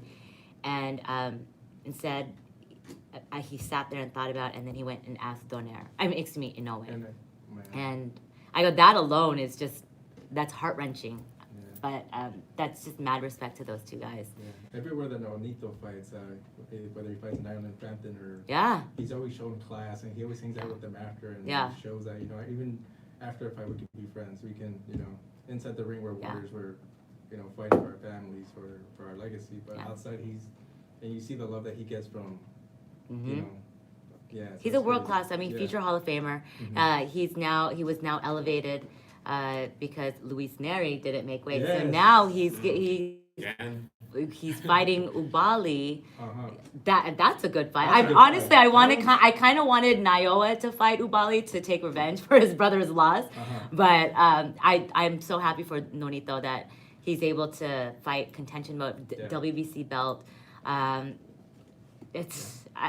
love Nonito. Yeah, He's such a good, classy guy. Yeah, we talked a little bit about the Nonito fight. We are like pre-fight predictions, same as you. We kind of thought like, oh, Nonito might get stopped maybe in the 6th because this is a monster in his prime. Like this guy is just a pound for pounder. Yeah. Nonito, yeah, he was a pound for pounder, but he Mhm. is past his, his prime. And Hey, you never know. I mean, he But, could get no, his second wind. but he showed us that night why he was a pound for pounder, why he Why, was so yeah. revered, why he's still so respected in the boxing community. Yeah, I I think we praised him a lot. Yes. We said, it has to be careful with that left hook, right? Mhm. We said it, but I don't think even we expected him to do this good. Yeah. To break his nose, to Yeah. give him I can the say- concussion. I can say with certainty I did not. Yeah. You know what I Yeah. mean? It's one of those things where Nonito Donaire came up through the system here. Like I'm a fan Yeah. of Nonito Donaire. I have a tremendous amount of respect for what he accomplished. But even his path to get to the final Yeah. was Yeah. unconventional. He Yeah. didn't Yeah. really win his way there. Uh-huh. He kind of The boxing gods yeah. were very, I mean, it's Exactly. crazy. So Yeah. you look at it, and the feeling to me was kind of okay. He's older. He hasn't had to make this weight in a long time. Mhm. Yep. He's coming into a final that he maybe shouldn't be in because of the fact that he had a last minute replacement and one opponent who was injured Ryan on some Burnett. freak injury that like happened in the middle of the fight, right? Mhm. In a fight which Nonito may have been losing at that point, right? So you looked at it and I thought it's not his time anymore, Mhm. right? And it's Inoue's time. Mhm. And this is a situation where I was very, very wrong, but I was also Very happy to be on. pleasantly surprised to be wrong Yeah. in this case Yeah. because I got up at 3 a.m. to watch the undercard. of Yeah. that fight, and I was not disappointed Yeah. at all. It I was would good. do it again, and it was one of those things where I was like, man, I'm gonna get up and there's gonna be some knockout like 3 rounds in. Yeah. Yeah. Go All back of to a sudden. sleep. And it was easily a fight of the year candidate. Yeah. Oh, yeah. I'm I sure agree some with that. people will pick it. I can guarantee I- you. I think Yeah. that's my front runner. Yeah. Maybe I got to go Really? back. I got to go back, but Yeah. Someone said That's a Spence memorable one. Porter. I could see that, but I think with what Donaire did, Yeah. he made the monster clinch for the very first time in Yeah. his career, ever, Yeah. ever. And Nonito's a veteran. I mean, Yeah. shoot, I'm so happy for him. And you saw when he threw that left hook, you're like, oh, he could land. Right? He could land, and it was inches away. Man. Man, honestly, I don't think there was a better opponent for Inoue that night than Nonito Donaire because he made him like made him a better fighter. Yeah. better fighter because of it. Yeah, and he even said, I learned a lot about myself. I learned about my the aggressiveness, things that he now. It's weird that Yeah. for this late in the game for him, and which is not because, but for what he has 40 fights, Mhm. 40 wins, I believe, 6 losses. I think Yeah. so. Yeah, that he knows that he still has so much more to learn. It's so crazy to me. Wow. Yeah. For me, it's like a toss up between that one and Roman Doheny. I'm Oh. kind of leaning Roman Doheny. To be Ooh, honest. that was a little fight was slugfest. Fire. Yeah. That was absolute fire. Yes, Back it in was. April, right? Yo, Uh-huh.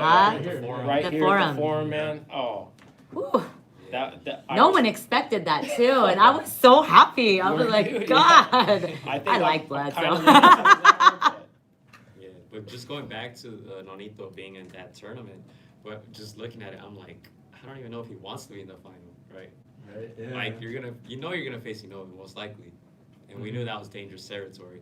But I think he proved everybody wrong in that sense that he can go toe to toe with the monster. Well, not right? just that. I think that a lot of what we expected of Inoue is based off of what he did in the first few rounds of that. Oh, yeah. For a lot of people, that's their first visibility or the first time they're watching Inoue Yeah. compete. He hadn't been in with someone the caliber of Nonito Donaire prior Yeah. to that. So Mhm. we kind of were giving him credit for what he was doing to people who were not on the same level as Nonito Donaire. Yeah. And because he's in his prime and Donaire is not, we think he's Yeah. going to run over him. But the truth is that's a very seasoned individual. That's a 4-weight division world champion. It's a Hall of Famer. You know, he's just not a guy it's easy to run over, particularly when he's coming down to meet you, right? Mhm. So He proved. I mean, Yeah. people didn't even know who he was. They were just like, oh, Nonito, with the way that he came up. yeah, But he really proved to a lot of people the man had heart. He fought like hell, and Yeah. he was able to take his power. I mean, credit to him. And I can't wait to see him back in the ring. That will be fun. It's crazy how you kind of just delete that loss against the X-Man Yeah. alters, right? Oh, You yeah. don't even remember about that. I That's why remember. when- I was there. I I was there We for were there that. too. Let me tell you, there was like a bunch of Filipinos like sitting behind us. Yeah? And when he lost, they just left. Left. They're just Yeah. like, we can't believe it happened. That Yeah. was one of the Yeah. most honest post-fight interviews I think I've Oh, ever yeah. seen. He was just like, he just kicked my ass. The guy, Yeah. he was big and he beat me up. Yeah. Like, fair enough. like that. At least Yeah, you're humble. right. I Yeah, mean, you're not going to sugarcoat Fair it. enough. Yeah. I mean, because there was a moment in Nolito's career, he was just like blitzing through everybody and Yeah. got him to the pound for pound, and then you see that loss to Rigondeaux, Rigondeaux, and then you see another loss. You know, It Walter. happens. It happens. So that kind of makes you think like, oh, or especially the fans, like, oh, I think this is it for Nonito, and so you kind of they discard him a little bit, but then you see this resurgence, you're like, damn, he still has that to offer. Yeah. So immediately after the Inoue fight, I'm gonna ask you guys, would you guys have been open to seeing a rematch or no? Or did you feel like I felt? I was like, I think that's the most that Nonito could give at that moment. I was like, I'm satisfied with seeing that performance. I'm satisfied with that. Yeah. I think yeah, because he knows his power. They both know each other, and it just for him, I don't think he can break his nose again because it's just like the Andy Ruiz. It's like we saw what we saw. I don't want to see it again because he's already won the Muhammad Ali trophy. If he wins his rematch, it's not like he gets the Muhammad Ali trophy. You know, he was fighting for belts and that trophy. So it's not like Inoue's going to give him that. So that's done. There was a reason for that series, and now he's fighting for the vacant. Yeah. Ubali's belt. No. What do you think? Would I want to see it again? No. Let's say if he potentially gets past Bali. I would not. And part of it is just because, as good of a fight as that was, it was good because it was hard for both men, right? And at this point in Nonito Donaire's career, I don't know that he needs to go through that again. True. Right? We saw it. It was incredible. He could even win. You don't know. But it's kind of like, is it worth it? Is it worth it at that point in your career to take that kind of grueling fight? Like I said, he came up through the system here. I've been watching Nonito Donaire fight for years, like back on all-star cards and things like that, right? So I think for me, it's like that was a great moment. Let's just leave it at that. I agree with that. Yeah. 100%. What do you think? I agree. Like to see it again? Part of me wants to if he gets past Bali, but then, I mean, he has so much more to offer outside of boxing. You see how he's an ambassador, to the sport, and I feel like maybe there's other plans for him, and so he should take care of himself and his family. Yeah, he has his kids. Are you guys going Virgil Ortiz? He's solid. He is solid. Virgil Ortiz Jr. is solid. Yeah. One of my favorite fighters. One of the most disciplined fighters. My right God. now. Yeah, he is. We'll share a story. He's not allowed to date. What? Really? Yeah. I'm gonna ask him that next time. No, I just interviewed him. That's why. Close. Really? Yeah, Why? so Did his dad? His Who? dad and him are very close. Yeah. I didn't know that. Yeah. I'm gonna clown him now. Yeah. So I think that You You didn't ask hear him on from a us. date. Yeah. Go back. Okay, go ahead. So My dad doesn't let me. So yeah, they're I guess Oh, his man. dad is no nonsense. It's all about training. That's awesome. No distractions. Virgil Ortiz respects him, like no other. And so he's like, my dad is telling me to do this for a reason. Yeah. We're only in the sport for a short period of time, Mhm. so I gotta just be disciplined. And so There is a thing I asked Robert Garcia last week when I went up for their media day for Virgil's, and I said, why is it that when Virgil Ortiz's name is never really floated when Shakur, Ryan Garcia, Teofimo Lopez, when they all started coming up, and they said, well, maybe because they all get in their certain situations, with the legal issues or something. And Virgil Ortiz is at home trying to learn how to play a freaking piano or the guitar or something and doing something. And he's just like, he knows what he wants. He's a good kid. And that's all he wants is just to become a world champion. yeah. I love it. I think that's great that you can't, you can only do so much, But I can't wait to see him fight. I normally don't go to fantasy fights because it's 2 hours. It's like 2 hours away on a Friday. Yeah. So I would have to leave like at 12 to get there by 2. But I'm actually gonna go and cover and yeah. That whole card is great though because it's not Alexis Rocha's on that card. Luis Feliciano is on that card. Oh, Sergey Bolachuk. Albert Machado is on Yep. that card. So like there's a lot of you're going to get Good to to see know. some people who are going to be the future of boxing Mhm. on that card. It's going to be great. I love that. It's going to be a really, really good fight. So I can't wait to see it. Friday evening on Friday DAZN. evening right. on the I'm zone. gonna pull my phone out. I'm Yeah. at work. I'm gonna be I driving always- home with the fights on. Be safe, Gio. I do it too. Don't worry. Oh my. Sometimes I'll put it right in front. And I'm like, shit, I can't do that. I think that's even better because at least you're not looking down. You That's still get true, some you're of the not- road. Yeah. It's like it's there. Start doing And that. I'm just like, Do you pull over when it's Real gonna be a fast. knockout? sometimes I get, yeah, I have to exit. I was like, I can't. I'll just I'll go sit in a restaurant or a bar and just like, because I'm a very passionate but very aggressive fan. Yeah. Like, that's like even for football. I was Mhm. screaming when the Patriots lost on Sunday, which they shouldn't have. But I was screaming at the television so bad, like, those crazy boxing fans. I'm one of those. I'm That's one why I of- don't invite people over for boxing matches. And it's hard on press row. We can't really, Yeah. we can't, we're just like, I'm like, screaming inside, but yeah, I'm like Stephen K. Artist and I, from K. Artist, we were watching the Wilder Ortiz fight, the rematch, and where they sat us, and we're just like, he's up here, we're like, and all the fans are just screaming like crazy, and all the media was just like, ooh, and we're like, oh, it's so hard to not react. But yeah, I don't know if you saw the interview that Virgil Ortiz, I asked him, or even his post-fight interview, that his last fight with Orozco, which was took him out in 6, yeah. he said he's not ready for a world title yet. Oh, he said this. Yeah, he said that. He said I have a lot to learn. I know my mistakes. I have to work on them, and he wants to kind of take his time, and he's like, there's no rush. Even Robert said that. He's like, he's 21. There's no rush because 14-0 by way of 14 knockouts, and it's kind of true if you think about it, because the welterweights, they're all PBC. They're all Errol Spence, Yeah. Manny Pacquiao, Terrence Crawford. So if he fights and gets a belt, that's all he has to fight now. Yeah. I mean, Yeah. and he's the only one in Golden Boy. They're all, one's over at Top Rank that's fighting Saturday, tomorrow. Wait, no, yeah, I don't even know what day it is.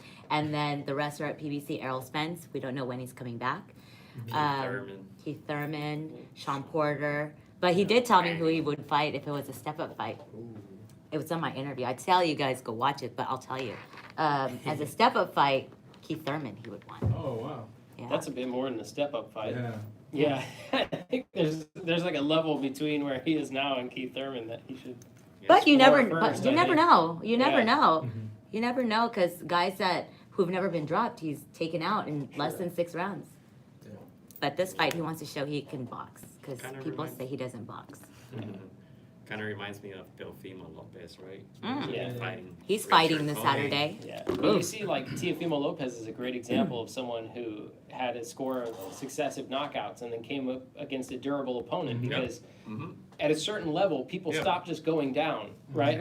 Like so. When you end up fighting someone who's in for the long haul, it's a very different fight. They're Teofimo better at Lopez, avoiding punches. yeah, Teofimo Lopez didn't look quite as impressive, I would say, Yeah. in his last fight. Definitely. How do you think he's going to do against Comey? Ooh. Tough fight. It's a Tough very fight. tough fight. I think he's gonna struggle a little bit. Yeah, I think he'll show some of that. Yeah. Those I think it's nerves. 50-50. I think it is There's- 50-50. There's a lot on the line, because He's if not he my favorite wins, right now. he's in line for Loma. Yeah. Mhm. This The is, winner of this one gets Loma. Mhm. Essentially. that's big. Yeah. I mean, that's the goal. Yeah, it's tough. How do you feel about Devin Haney? I was just thinking- calling out Loma?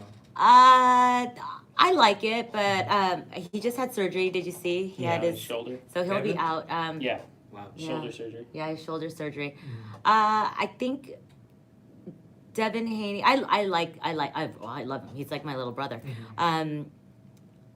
I wouldn't mind. I would like to see a Loma, but I don't know if he's ready just yet. But I don't He's know not if ready. Teofimo is ready just yet for Loma either. Yeah. I think they're still junior varsity, Mm-hmm. and they maybe need a couple more fights just to solidify Mm-hmm. that you're not taking on just a little knockout. You're taking on the Matrix. You're taking on Yeah. this wizard of boxing. Yeah, to me, I like that he has that confidence, that hunger to want to, where other fighters are not calling him out. Mm-hmm. Yeah, sure, he got elevated, and maybe like they're like, okay, you got your belt. We're gonna keep you away from him for a little bit. But as a fighter himself, I like that he has that confidence because he did look sensational before last fight. He looked great on the fight previous. This one, he was fighting against a ranger, taller fighter. He had some trouble. Oh, he had Haney Uh-huh. at the KSI. Yeah. fight, Yeah. No, I know. What do you guys think about that fight? Which one, KSI? Yeah. Logan? Hey, if they could do it, we can do it, right? Let's go. Oh, I've had. Oh, we're setting up a fight. Gio and I are going to do a yeah. charity Charity. podcast. Hey, battle. okay. Yeah. A charity podcast battle.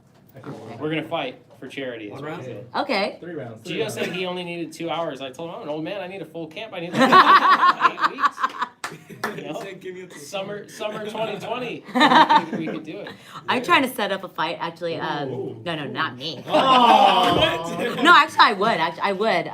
Okay. So there's I met this football player. He's going to be. He plays for LA Wildcats. Okay. Sean Oakman, Hmm. tall guy. I thought he was a fighter. I didn't. I see him at Wilder Ortiz. Figure he's a fighter. Everyone thought he was a fighter. He's 6'9", and we're just chatting. And I had him in my interview, and I go, "Who would you fight if you fought for charity?" Brandon Marshall, the football player that's trying to be or wants to be a boxer. Oh, yeah. That guy. And I'm like, oh shoot, let's do it. And I'm like, for charity, because I mean, you're a football player. He's a football player, also turned boxer. Yeah. But I think for charity is always fun. I think the KSI Logan Paul, the first one was just to settle a beef. I don't even know, but I don't really know. Yeah. I still, but the second fight, it was wildly entertaining. It That was is, entertaining, yeah. I sat with Regis Prograis. We watched it together. We're just watching it, and we're like, "Oh, this is fun." But you know, it was fun. It was just, it was a very show, different fight night. It was quiet. Everyone was.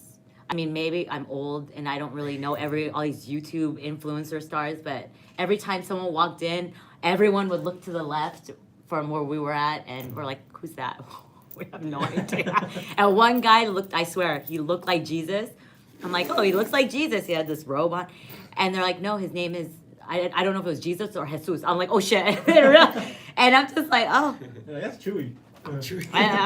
But it was weird seeing little kids and just, they weren't, I mean, when Devin Haney got booed and Billy Joe Saunders, Yeah. I was I'm like, don't disrespect our sport. Like, you're paying money to watch your 2 YouTube influencer people or dudes that train their asses off. And I'll give it to them. They train. They respected the sport by doing that.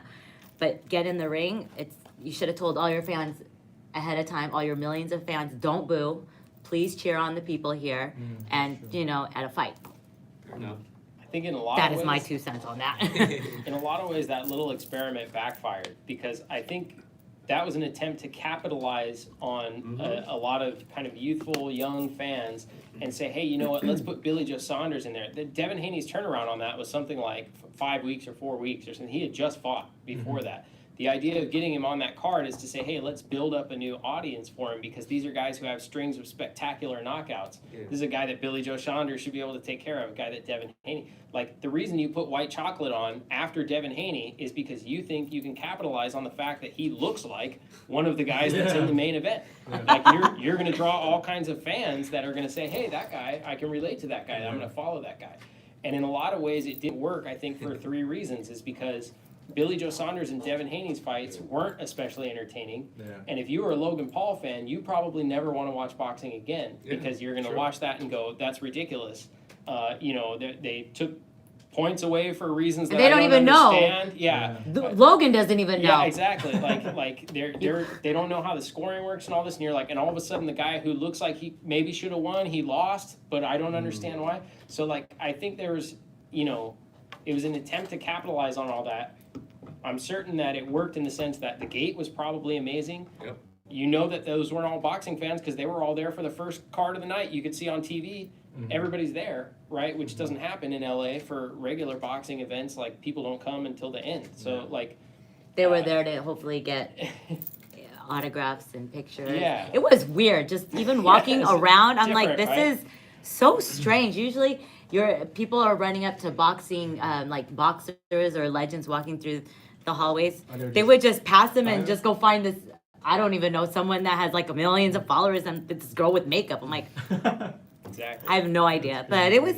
But expect to see more of those kind of fights on Of course, yeah. DAZN. Probably, I think Logan Paul will be fighting again. Wow. He said he wanted to in the post fight. He said he would definitely fight again. Well, of course. I mean, if you're gonna make that kind of money, shoot, I'll fight too. If you're being matched with people with the right, like I've always said, and this was by no means what I would say like a classic fight, but the truth of the matter is it doesn't take great fighters to make great fights. It takes two people who are kind of equally matched. And so when you get two guys like that, they train seriously, they're about evenly matched in terms of what their experience was, they were able to make something that was even kind of entertaining. It was. Except for the fact that, you know, like if you put them in against a person who's been boxing their whole life, it wouldn't go that way, right? But that's not important. If you keep matching them properly, then you'll get some good fights out of it. I think it was just weird to me that they were the headliners too, and the co-headliners or the undercard were world champions. And White Chocolate. White Chocolate's fight was fun. I mean, Up until the No, ref his fight messed was, it up. The yeah, ref I was messed gonna that say, one up. Yeah. his fight even got, you know, like where they called it off for disqualification. wait, so what exactly happened? Because I remember Regis and I were watching and we're like, oh, the guy got caught. He was still gone. Like you could see he's still seeing birdies. So I know and then I just remember, what's his name? Who he fought? Who did he fight? I don't recall. But I just remember him in the corner. He's like, Yeah. I was like, what's he? What? I'm like, I don't. And I think he didn't realize he didn't hear the bell, so that's why he kept throwing. He didn't because he was still gone. Yeah, I think he did hear the bell and he still threw a leg punch. Oh, And see. that's what prompted the. And he almost hit the disqualification. referee. He almost hit the Yeah. referee. Yeah. And that sucks because you knew Kichanka was going to get a sensational knockout that would have Yeah. captured Yeah. the attention of all those people. But it was still, it still got the crowd like, whoa, Yeah. so Yeah. this is what's supposed to be happening. Yeah. Because unfortunately, the Billy Joe Saunders, it didn't happen that way. Exactly. And- And Devin Haney didn't either. Yeah, and so, And that's why they're not the headliners. Those guys, Hey. Devin Haney Great. was put in there to get a spectacular knockout. Yeah. Like he was in that situation. He It was did just it. he didn't get it. But Yeah. do you put him in there with a rangy, tall fighter that can kind of box too? You don't do that. I mean, if you want to capture the imagination of the casual fan or a potential casual fan, you put him in there with someone that he can blow out. well, he was supposed to blow That's him right. out. Yeah, that's right. I think he's supposed to do He's that. supposed to. He was yeah. supposed to. Yeah, but Same with Billy Joe Saunders. Like Billy Joe Saunders Yeah. was supposed to put on, a clinic Yeah. yeah. of He was sorts. losing, wasn't he? It was, It was a close fight. It was- close. yeah. It was a close fight. he Yeah. was sensational. He just.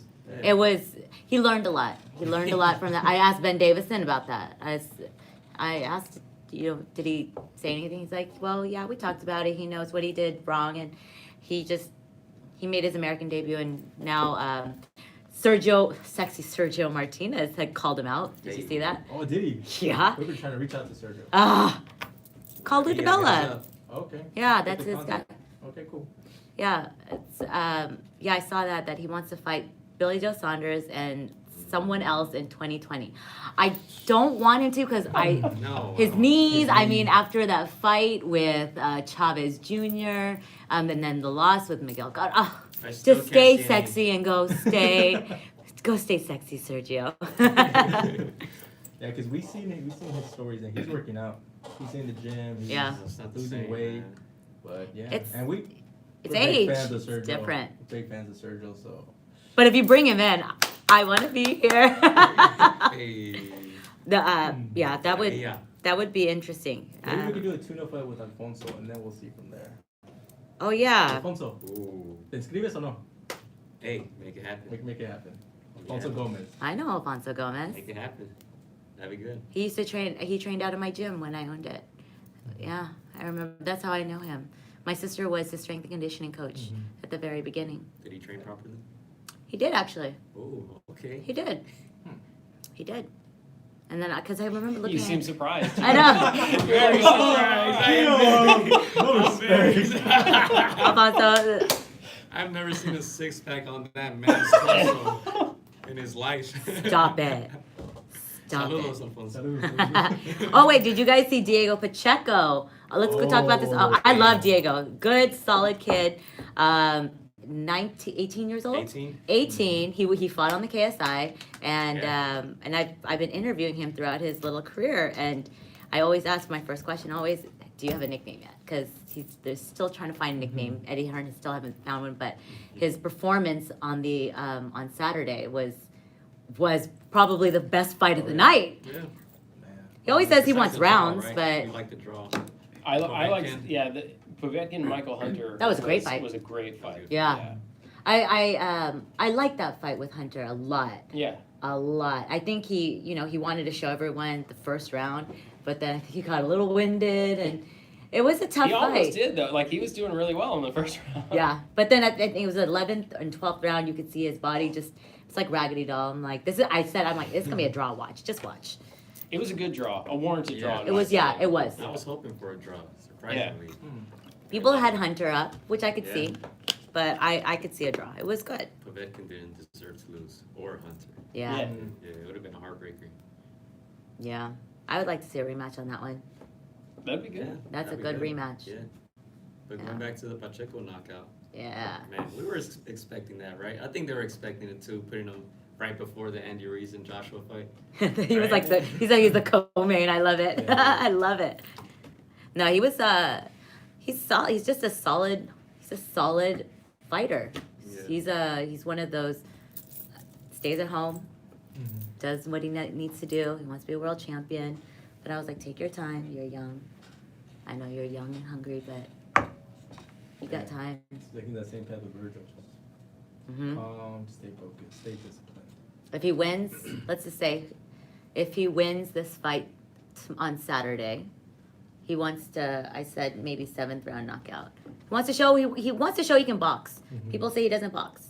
I said, well, if you keep knocking everyone out in 6 rounds or less, then I see why they don't say you box. But Doesn't need to. he doesn't need That's that to. power. I know, but he wants to show. Still need to. You got to get the rounds in. Yeah, got the shout. Yeah. At a certain, because for the reason that I mentioned before, right? At a certain point, people don't just lay down. You know, like when you're in there with the top welterweights in the world, those guys are going to give you some work. You know what I mean? You have to be ready for it. If you've only gone 6 rounds in your career, and then you have to fight, you know, someone who's like one of the top welterweights in the world, that's not good for. It's not a good situation, I think, to be in. I thought Mauricio Herrera was going to take him there, Yeah. but took him out. Herrera, real yeah, quick. yeah. Man. He made it. That's the one he made his legs wobble, almost like buckled and almost flew out. Oh man, did you guys talk about the Valdez? The Valdez fight was Ooh, good. That was a good fight. Let's talk about that. Late the- replacement. That- Adam Lopez, Oh, Blue Nose. oh, Balloon. That was a great fight. I do have a question. I know that I've always asked since the mental game when his jaw was broken from the quick fight. You know, he was getting hit. He wants Burchell. When he stood next to him, I'm like, okay, why does he look like a welterweight, a super welterweight, like compared to Valdez? Now, that's a really scary fight, but it's gonna end up happening. Do you think Valdez can he get better? Because I know he's training with Reynoso's, but you can't make a chin stronger. And the minute you get hit there, Burchell's gonna attack that. And his chin's not granite, sadly. You could see even against Adam Lopez, he still kept his mouth open a lot. So I think a He lot does. of the broken jaw stuff that's one of the reasons that people are going to get their jaw broken. But also I think Adam Lopez he's kind of made his bones beating people as a B-side fighter. Yeah. And to the point where then he was signed and, a lot of effort was kind of put into his career at that point from Top Rank.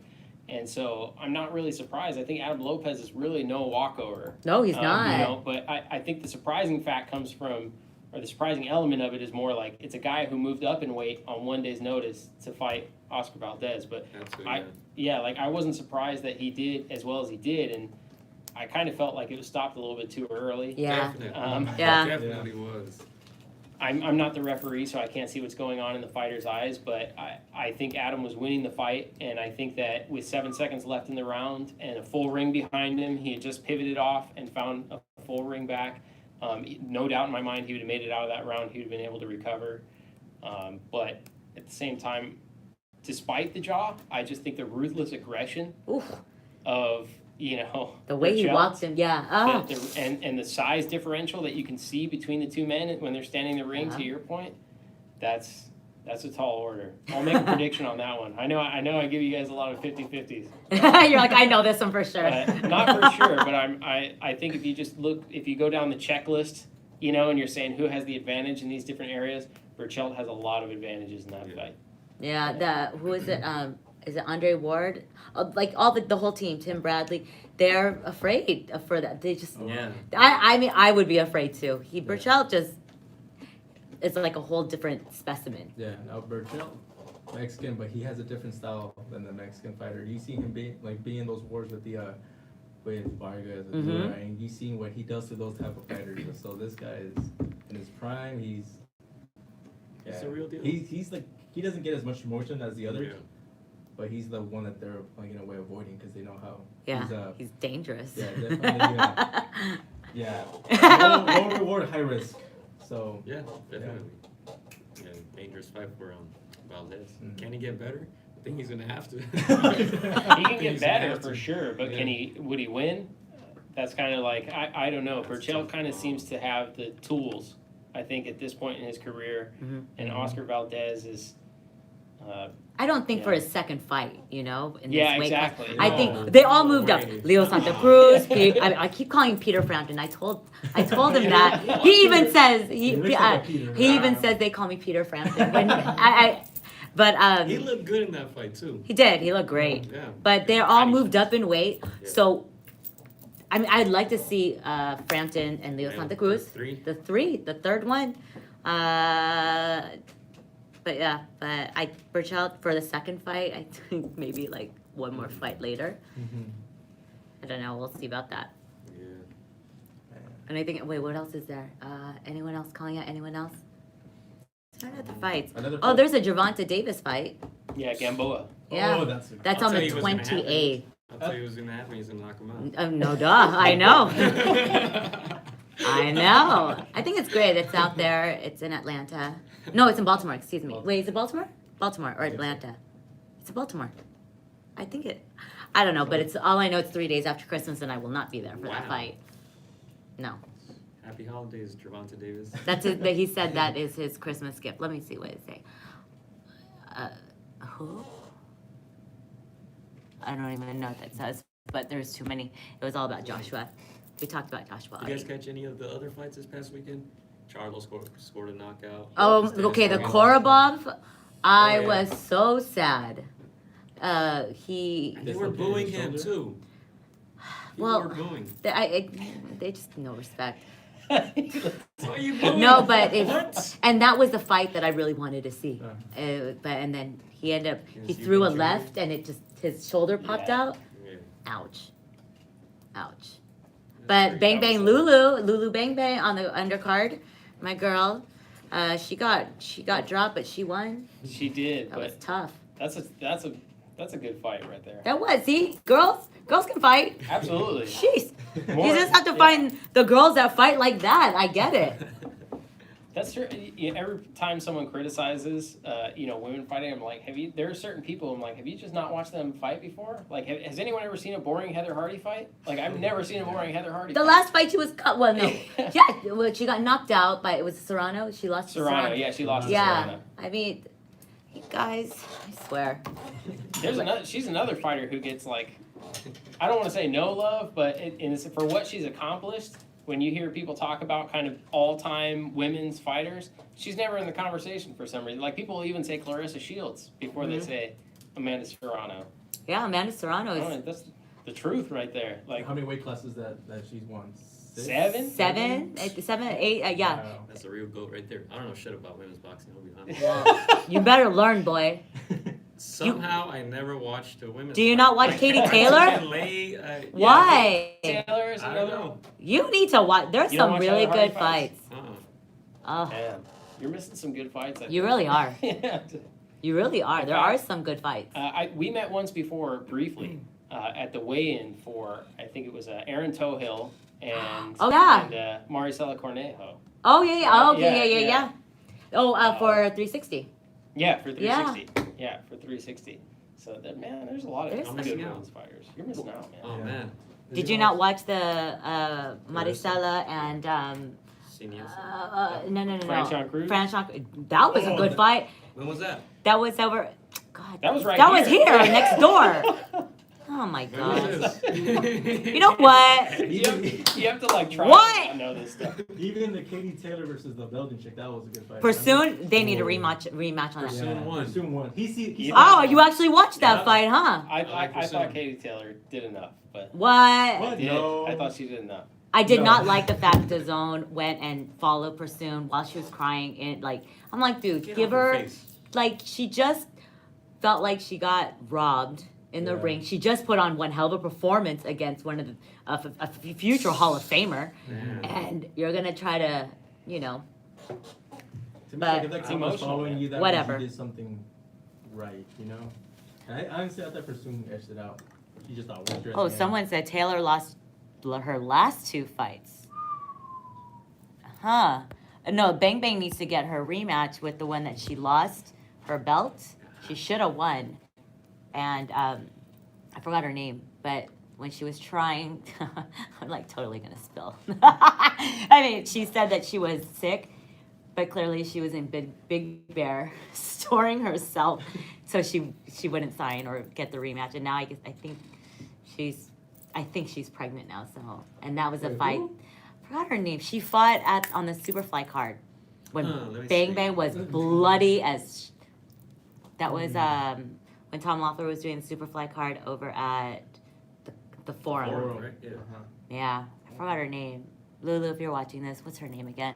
I always ask, when is the rematch? When's the rematch? Because that's a fight that I want to see again. Did you watch Sinisa Estrada's fight? Yes. Oh, you did Yeah. watch that one? Oh, I didn't like that they let her fight with that opening on her Yeah. forehead. Marlene Esparza? Yeah, Yeah. it was too bad. like That was Tyson bad. Fury, they let him fight. That was bad. Yeah, I could see the back of his head Nasty. and the person behind him through his cut. That was But- nasty. But they let him fight. Yeah. That was bad. But then remember the But fight she was after losing, that? though. She was. Marlene? Yeah. Yeah, she was. Yeah. I was they thought it was close. They thought it was, yeah. When you hear the commentators talking about it, Yeah, I they- didn't think it was close. I thought she was You think clearly so? losing. I thought Sinisa was running away with I that thought it fight was after closer about than- 5 rounds. I thought it was closer than the scorecards reflected, but Really? she still lost with that big She thing on her lost forehead. it. That thing was just. I mean, it just kept gushing out and gushing out. Oh, Crawford's fighting. Yeah. I mean, sadly that. Stop He yawning. doesn't like him. It's Mean machine. okay. Let Another you know great what. opponent, right, Sean? The meat machine. he had a- He's undefeated, bro. He made a comment. And a lot of people got really upset that he said, "I've done more than most of the welterweights, every welterweight except Pacquiao, Who said this? Crawford." And some people were like, "What are you talking He about? really doesn't like Crawford. Why don't you like him?" Because of comments like that. He Okay. Well, I mean, what does Crawford need to? I know he needs to needs fight. to fight somebody. Okay. Somebody. But no one ever wants to cross the His street. best- All these Yeah. stupid. It's No. all the. It's the promoters. That's what I've been trying. It's to the avoid. promoters. I don't believe that.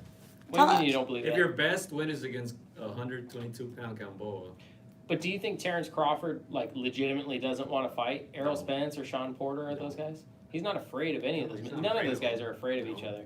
But at the end of the day, what happens is you have Al Heyman, who has such a rich stable of welterweights that he doesn't need Terrence Crawford to make Exactly. money.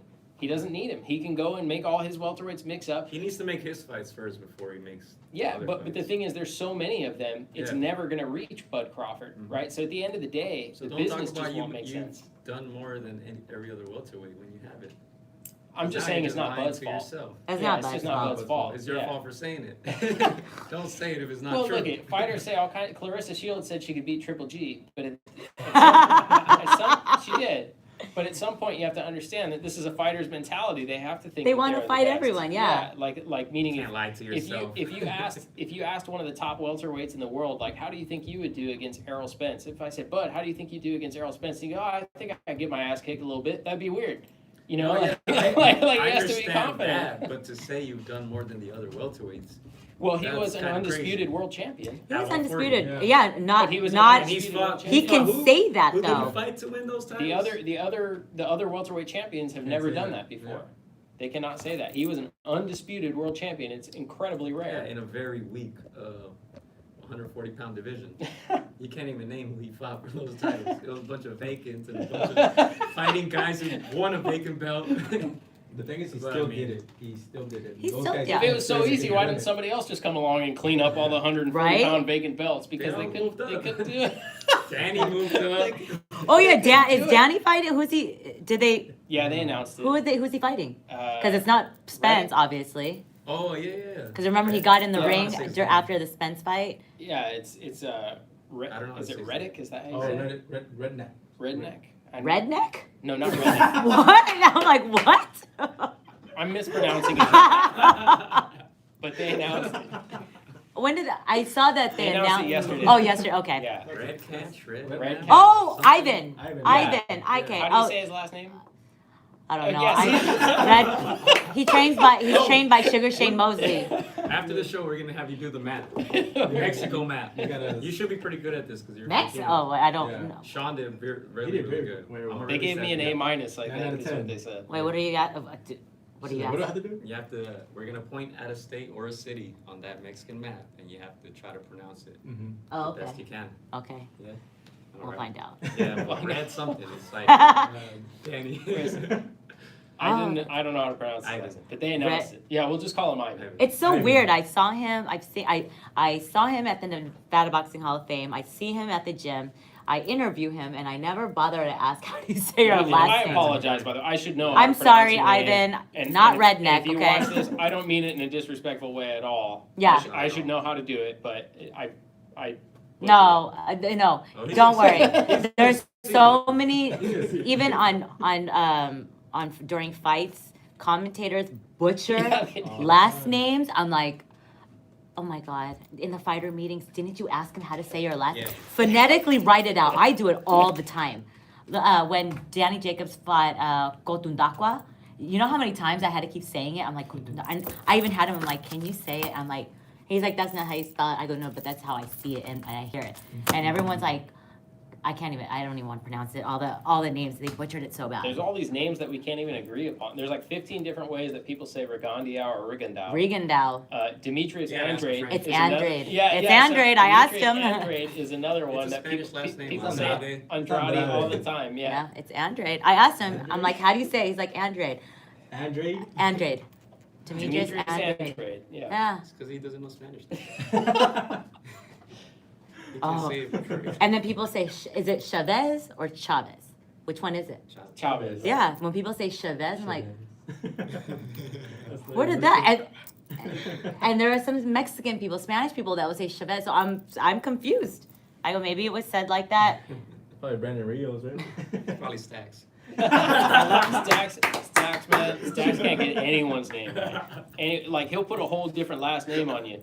He'll be like, "You're Gio Rodriguez thing. We're here with Gio Rodriguez in the thing," and then you like, we'll be live. Starts with a G. Yeah. Close. Yeah, we'll be live, and he'll be like, "We're here with Gio Rodriguez." Oh man. Oh, Derevyanchenko is a hard one. Everyone does that one. Derevyanchenko. Derevyanchenko. And then, yeah, there's just a lot of names. There's a ton. Oh, did Like you see Suleski. Some people say Suleski. Suleski. Some people say Vasily, and some people say Vasily. It's Vasily. Well, because you know It that they depends, changed yeah. his actual spelling of his name is Vasiliy. Yeah. And for when he came to America, just like a lot of the other fighters, Yeah. they Alexander. like Alexander Oh, or yeah. Gennady with Yeah. the IY. So it was when they come here, they changed it to make it look Americanized. Yeah. But then when they are solidified, they're solid, they're a champion, then they go back to their Yeah. the way they spell it out. I remember I was like, that's wrong. Like, no, it's right. I'm like, oh. Everybody, a lot of people were saying that Gennady, when he fought, who did he fight? I can't remember. Maybe Derevyanchenko. A lot Uh-huh. of people were like, oh, stupid the zone. They messed up again. They misspelled it. Oh, really? No, I get that all the time. I'm like, nope. Nope. And sometimes I just ask the fighter, how do you spell it? How do you say your name? And they tell me. I'm like, they're the ones that said it. It's like a guy from the source. It's Conte, not. Yeah. Yeah. No. They did announce that maybe Estrada and The guy was that? El Gallo Estrada, I don't know if the fight is supposed to be in Miami Mm-hmm. against Caliafai. Okay, I'm a little sad because in Miami. I get it's during the Super Bowl. Yeah. Where are the fans? Like, the boxing fans, they're all there for football. And I spoke to Bob Aaron about that, and I'm like, what do you think? He's like, it's a load of shit. Like, he said it. I still have to upload that footage. But he's like, it's so stupid. You never want to put on a fight, do fight week anytime when there's a big event, especially Super Bowl, because the people that are there are for Super Bowl. Yeah. Imagine the hotel rooms, how expensive it's going to be, the Yes. flights. Oh yeah. You might not even find a fight hotel around the area. And I understand that they're trying to bring boxing to different parts of the country, but you're bringing El Gallo Estrada and Calify to Miami. Miami, yeah.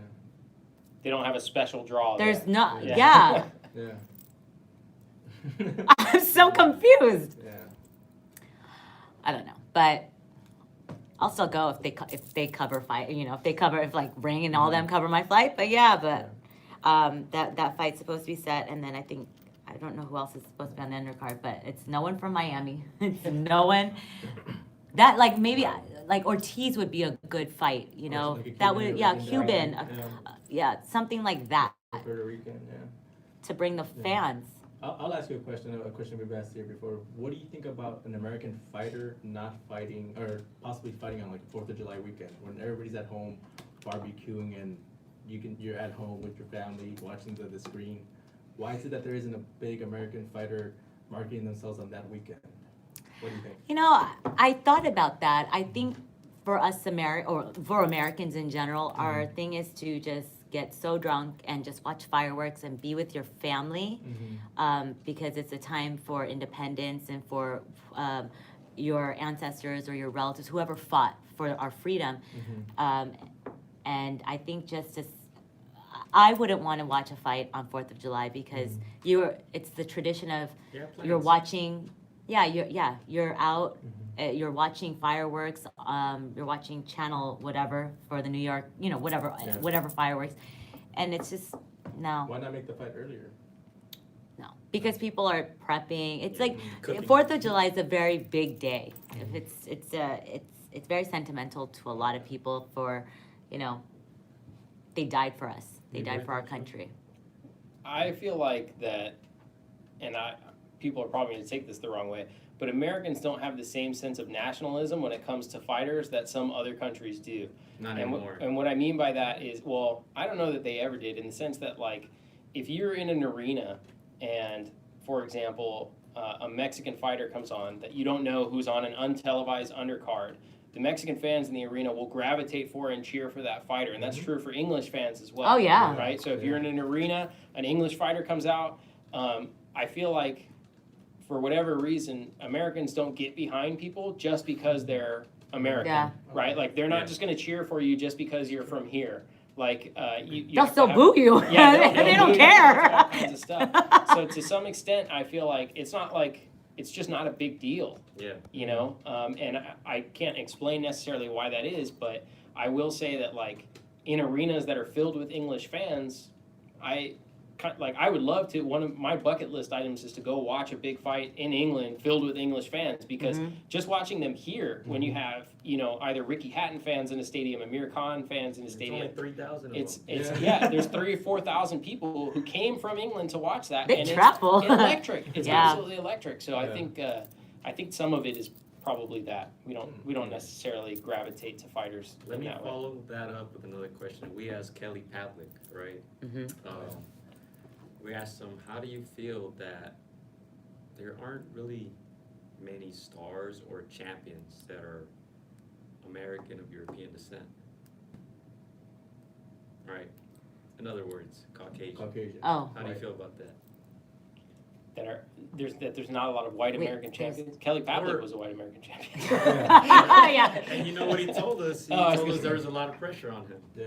Oh, Why? really? Why? because he was the quote-unquote white hope, White hope. right? Oh, okay. And a lot of these networks, when he was on HBO, they didn't really want to invest in him. Yeah, he was in a Because they're draw. like, why? If we can invest in these Mexican fighters, right, Uh-huh. who are going to be bigger draws, make us more money, right? He couldn't get on the biggest cards Mhm. because he was white. Yeah. Yeah. Like we have a following. So. How do you feel about Well, that? I don't know that that's because you're white, meaning, like, if, let's say, for instance, I'm a fighter, I'm white, and I have 2 million Instagram followers, I'm gonna get on a card. I think, Right? I think, no, I think now the Different times are times. changed. Oh, Yeah, okay, it's, yeah, I think I was it's gonna now say. changed. Have that Like, Times have Well, changed. even, that's now, but the equivalent of that would be to say, let's say I could fill 300 seats in an arena. Mhm. I get on a card. It doesn't, like, you know what I mean? Yeah. To some extent, all promoters are interested in how many tickets you can sell at any Yeah. level, Like right? chocolate. So, like, yeah, so But he's actually, he's good. Like, Yeah, he's good, yeah. if you're a boring fighter, but you have a lot of, if you're a good looking fighter, but you can't fight for shit, but you'll still sell tickets, you'll still get on the You're card. still gonna get on the card. You're gonna right? get So- on the card. So I don't know that, like, being white versus not being white really has anything to do with it. I think now it's different. Yeah, and now, Maybe then, definitely yeah. now it's Okay. different. At the end of the day, I think what people care about is how many viewers are you gonna bring, how many seats are you gonna sell, or can we make an interesting enough fight that people Yeah. would wanna watch it again? I guess I never gave it much thought that there was some disproportionate Because all you watch on number. TV is Mexicans and African Americans fighting, Mm. and Asians, right? Well, no, I mean, like, no, I don't feel that way. Like, there's a lot of English boxers who are white. There's a lot They're of not European American. They're not boxers. American. Yeah, that's true. Yeah. Yeah, Mhm. that's true. But I mean, I don't know. I never really thought about it. I know. Now I'm thinking, I'm I'm like, like trying to run. I'm just through gonna ask, are you white? I'm gonna I'm look- not like the really. Box Rec Champions list real quick. See what the Caleb Plant. see. Caleb Plant. Caleb Plant. Yeah. Caleb Plant's one. Caleb Plant. There you That's go. one. Good example. Like the ones that mostly got is Caleb Plant and White Chocolate. Like, and then Yeah, you but go- even before Kelly Pavlik, who can you think who of? else can you name? Yeah, No, that is true. yeah. And you think of the heavyweight division, you think of the guy that was in Rocky 5.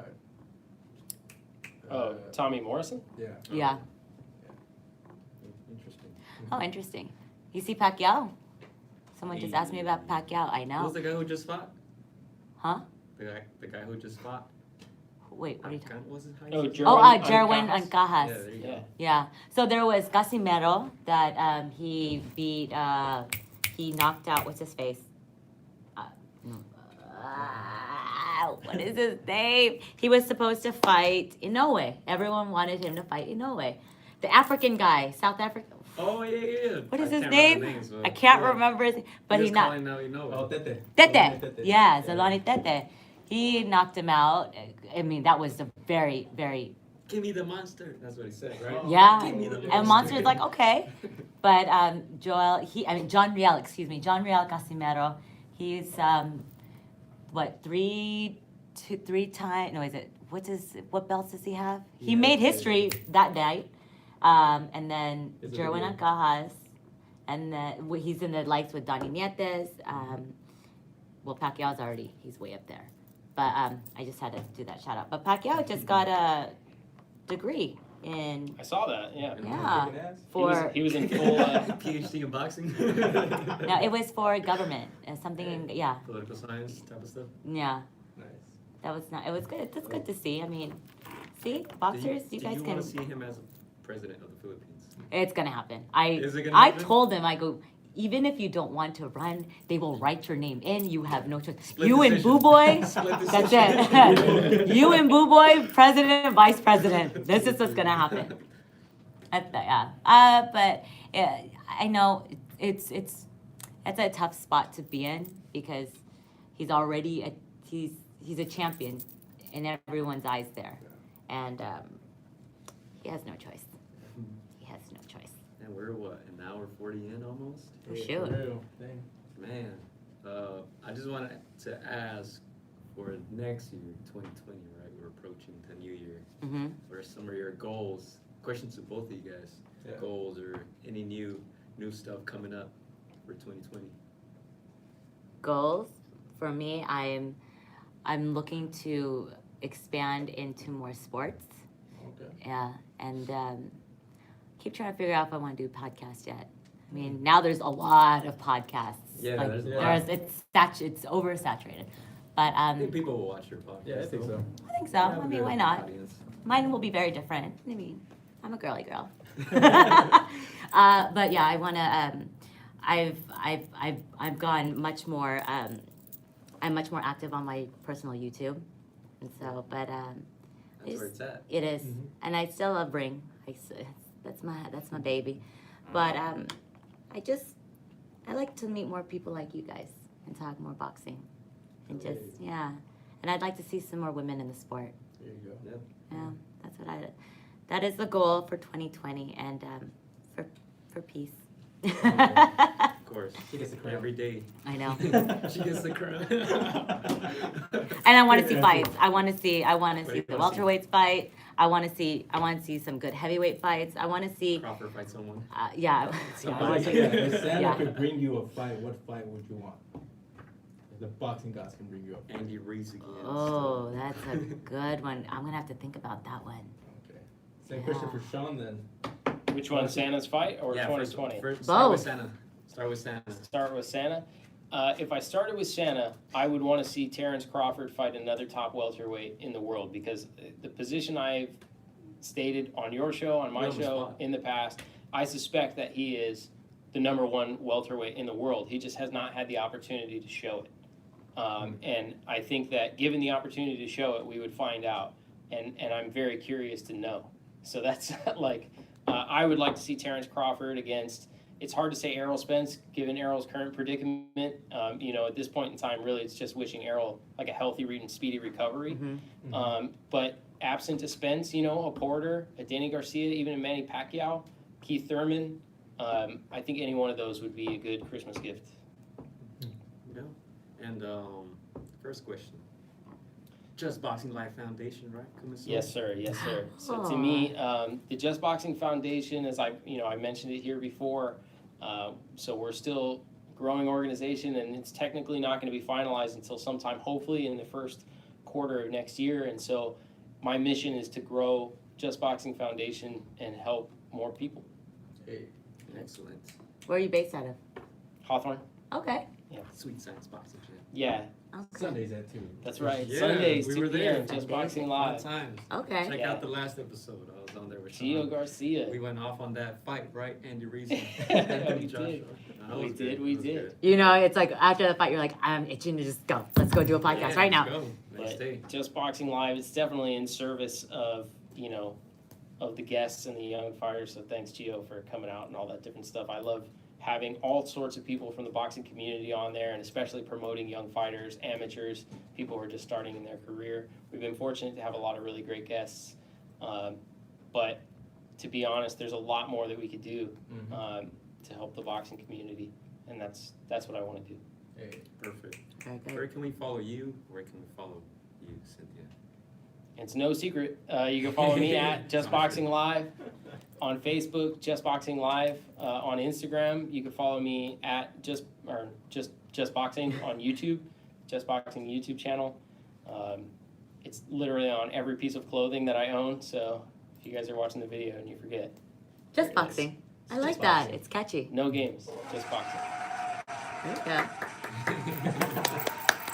All right, what about you, Cynthia? You can follow me at Twitter at Cynthia_Conte and Instagram at the Real Fight Girl, and my personal YouTube is The Real Fight with Cynthia Conte, and you can also see my YouTube channel. It's me. Some of my other interviews for Ring TV, which is Ring Magazines. Oh, how do I even say this? There's so many different names. Ring Magazine's YouTube is called Ring. Digital? Now I don't even remember it. Ring Digital. Yeah, someone owns Ring Magazine. They won't. We tried to buy it, but it's like they're asking for $1 bajillion. So yeah, you can find all my stuff there. Hey. Ah! There too. All right, stop. All right, any last stuff you guys want to promote, talk about? I want Chocolatito to come back. That's who I. That's a dream. My dream fight actually was always it was Inoue and some other guy. It was in the Superfly division, but then he moved up. Inoue moved up. Who was it? No. Was it not Donnie. I think it was another Asian guy. I Yeah, can't. he was on a winning streak too, right? Yeah, I can't remember, but I said I wish those two fought. But I'm excited for Chocolatito to come back. I want to see what he has. Left, yeah. Future Hall. I mean, he's a Hall of Famer to me. And that's one of my trainer's nephews. Yeah. Any stuff you want to promote, Chris? Anything. No, just follow us against the ropes, against the ropes, _ and against th_ropes.online. Yeah. Thank you guys for coming. Thanks for having me. Great I know, episode. thanks.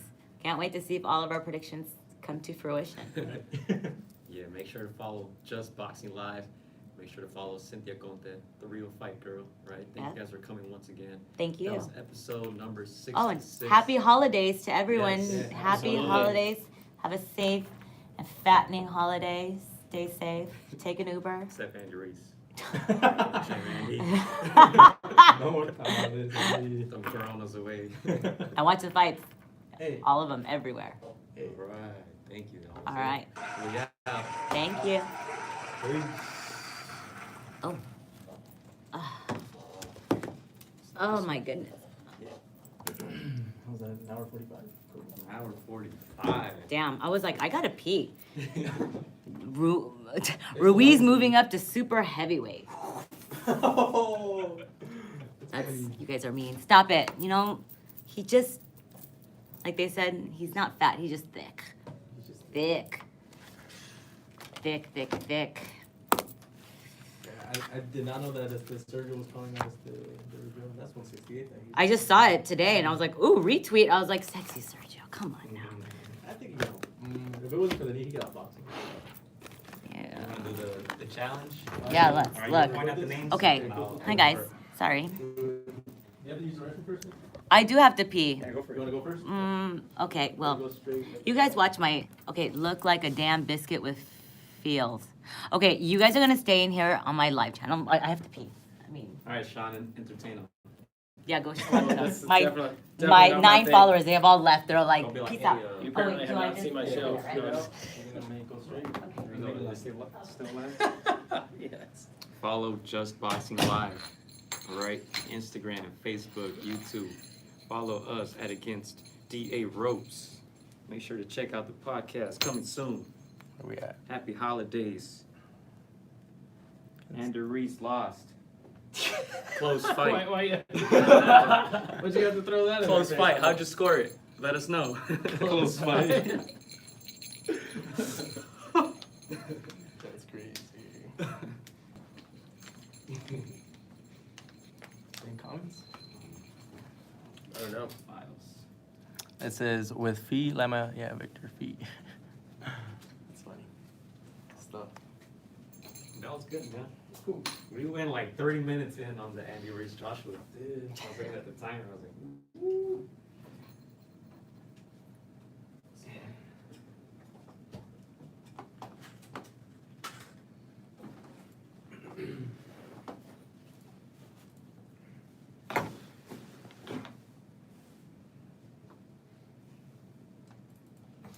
Yeah, if there's anything we could ever do to help, dude, let us know. Promote your foundation, what's Yeah, inside. I had to work last Sunday or else I would have been there. But yeah, hit us up and if I'm ever free, I'll also go support. Sounds Any good. charity sites, say I'm in, you know. I'm always thinking of new ways to do it. Oh, I have to give props Sounds to Danny cool. Jacobs. Sounds good. His robe. Did you see that? It was- Yeah, Patrick. You Yeah. get really Oh, close I to the mic, cried. huh? It Because was you're so used to sweet. yours. I'm used to eating mine, so I'm Yeah, I thought you were kissing it for a little bit. I was seeing your See it. volume was shooting up. Like buckled. But it's still and something it's just clean. Yeah, I'm used to it on mine. Sexy and goated and I don't have sound dampening panels. Oh, is that? yeah. I don't have sound dampening panels. The closer you get to the mic, the I better. want to see if he can stay. I can't really be too upset about. So if a card goes Charlo's way or if it goes Harrison's way, I can't complain. I need enough of this guy. I'm also a super powerful voice, you know, booming. Yeah. voice, you know.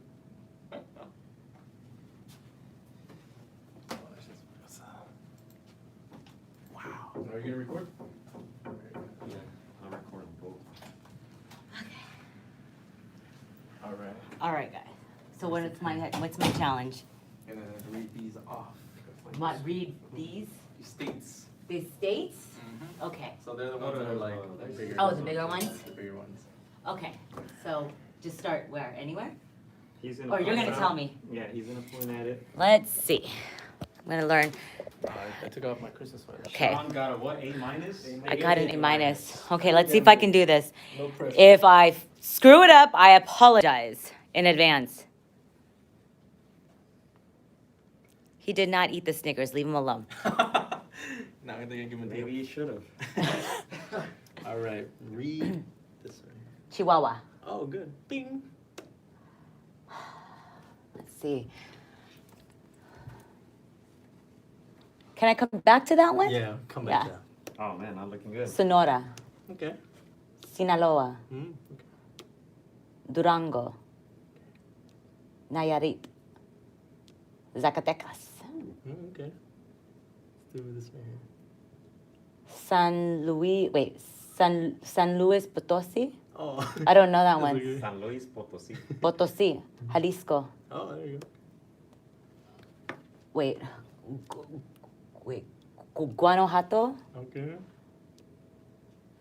Oh God, it's that one guy's. The one that fought Leo. Wait, hold on. Let me remember how he said it. Michoacan or How do you say Michoacan. I don't. Yeah, whatever. It's Michoacan, There you go. There you go. Hey, she saved in the last round. Guerrero, Oaxaca, Nice. Veracruz. Oh, Chiapas. Good. Where? It's right here. The little Villa Hermosa, Okay. And this right here. Yucatan. Okay. I think you got them all. Now if I can only Yeah, if you speak come back- Spanish. We'll come back to one. Oh, I have to yeah, come yeah, back. yeah, which one was it? Oh, Right here. Oh, that one's tough. Yeah, Sean got this That's one. the. you got this one? Have you been there before? No, I've never been there. Anyone know how to say that word? I don't. That one. I took my time. Can you though. phonetically spell it out, please? I took my time. Anyone?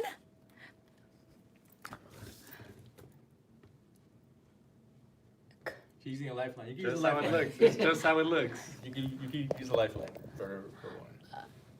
I can use a lifeline. So somebody spells it out for you. Can someone? Yeah, someone. Anyone? Can you say the first part? Goa. Uh-huh. Goa Huio. Wait, Goa Huia. Huila. Okay, put it Okay. together. Go. What the fudge? This is. Let's see it here. My lifeline. Anyone know how to say? Can you? That. Anyone? Phonetically spell it out. To the 9 people that are on it, show the state. It's in Mexico. Someone hurry up. I think you got her, Sean. Coahuila. Oh, Coahuila. Coahuila. Pretty close. Coahuila. Coahuila. Whatever. Same smell. That's Now say this whole thing. como Mexico no hay dos. Hey! Cabrones. That was Órale, vato. Okay, how did I do? Mexican challenge. I know. What do we get her, guys? That was. We're the judges. I'm gonna. Oh yeah, that's one of my goals for 2020 is to learn Spanish. Let's go to the scorecards. Scorecards. Let's There's go to the scorecards. Put like a. Judge number 1. Oh, I can't be a From judge. Yeah, we're Hawthorne. 3 judges. Yeah, just boxing. How did you rate my Espanol or in? Oh, thanks. Oh, I got the plus. I'm the Simon of the He's group. I'm being- gonna have to give it a 7. You still pass. I like 7. We're giving letter grades and numbers. I don't know what to do here. Man, I expected better. Rewind. I said, I think you're going to do good because you're Filipino. But, man. I didn't know some of these. I'll go with the 7. 7. I go with 7. That was Still pretty good. good. You got a lot of them good. Yeah. How many did you get wrong? None. I don't think I got any of them wrong. There were some that maybe I could have worked on the pronunciation. What did you get wrong? Which one did you not pronounce I don't right? even remember. I did this. None. This guy's month ago. amazing. You wanna see him do it again? Perfect. No, I don't. I don't. No, because he heard me pronounce it, so Can't do any better than no. last. He heard. I think the one he showed was hardly any, but I think There it was was some where I Coahuila. really took my time, like reading it over and over and over before I even tried it. I only gave each one go. No, I'm just kidding. Like this one was, we thought it was going to be hard for him, but it really wasn't. Mm-hmm. Can you say that one again? How do you say it? It's one word. Guanajuato. See? Yeah. Guato. Oh, hua. Guanajuato. Yeah. Hua. You can get the hua. Hua. Damn. I did not know that one. Okay. Wow. What about this one? Did you say this one? She didn't say that one. Quintana. Wait. It's a bonus one. Wait. bonus one. Quintana Roo? Oh, okay. Tanaro. Isn't that where Cancun is? Yeah. Mhm. Yeah. She's like, I've been there. I've been there. Not bad. Yeah, I was there for the WBC Oh. convention. Oh, that's right. That was there. Oh yeah, it was good. Mhm. Did you watch my Superman Adonis Stevenson? Oh, yeah. Oh, I had a exclusive with him. He told me what he saw in his coma. It was crazy. He told me you could tell he has some memory loss, obviously, but the one fight he remembers seeing when he was in a coma, and he remembers his coma, which is crazy.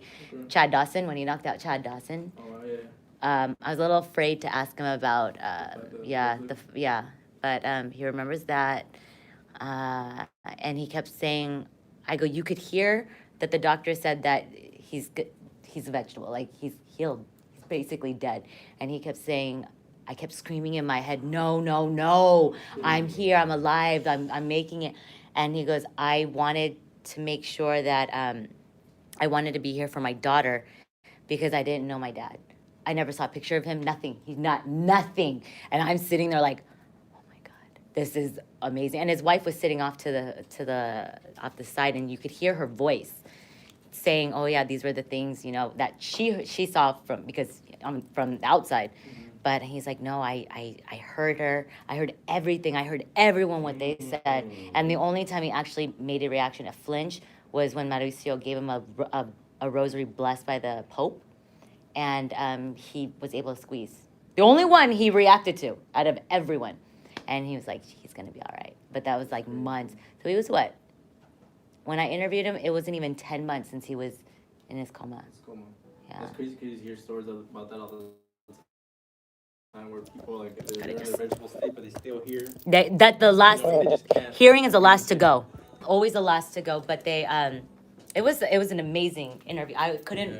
I couldn't believe it because they actually asked me, can you interview? And I'm like, it's everyone's drunk karaoke night. And I'm like, no, it's too loud, and I wasn't I wasn't even ready for it. And it was the day off. It was like the last day. I was leaving later that night, and it was supposed to be just like a 20-minute interview. It turned out to be like an hour, and it was magical. When I look at his Instagram, I'm like, that was the Adonis that everyone knew and didn't like or whatever. But when you look at him now, it's so different. He's so different. He wants to train. He wants to train kids. But it was really powerful what he said about his daughter. He's like, I don't know anything about my dad. I don't want my daughter growing up not knowing who her father was. She'll just see now that she'll just see pictures and read what's on the internet. And he had to learn how to read. He had to learn how to walk, talk, everything like a baby. And his wife and him just had a 3-week-old baby. Oh, they just have. Yeah, so when he went into his coma, the baby was 3 weeks, or something like that. So I would always say, oh, did you and your baby have to walk together? He's like, yo, we were learning how to walk together. And he told Cece, his wife, he wanted a wheelchair, and she said no. And part of his physiology, his physical therapy was shadow boxing.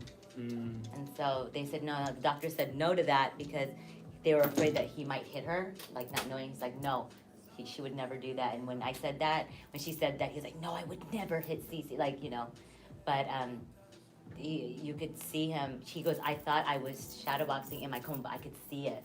I saw so many things. I'm like, that's so crazy. It was so powerful to me. I'm like, yeah, that was my highlight of the. Yeah. They presented him with a belt, right? With They gave him. Oh yeah, when I asked him when he got announced, I go, the highlight for me was watching him walk up those stairs because he couldn't walk before. Yeah. And his wife got awarded WBC champion belt for being a champion outside of the ring. And he goes, my favorite part besides that was Bernard Hopkins. He loves, like idolizes him. I go, would you ever find him? He's like, no, that's like, no. He I go, not even for check. No, he would never. He goes, he's my idol. He loves him so much. But he's like, for him to be standing next to me he was like, that was the best thing.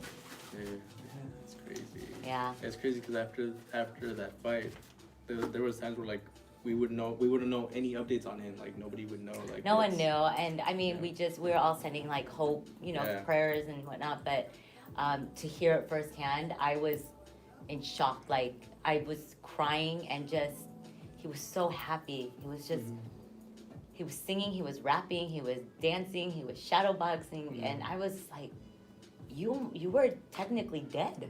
You were technically dead. Mhm. And he's like, I have a new life. I'm like, do good with it.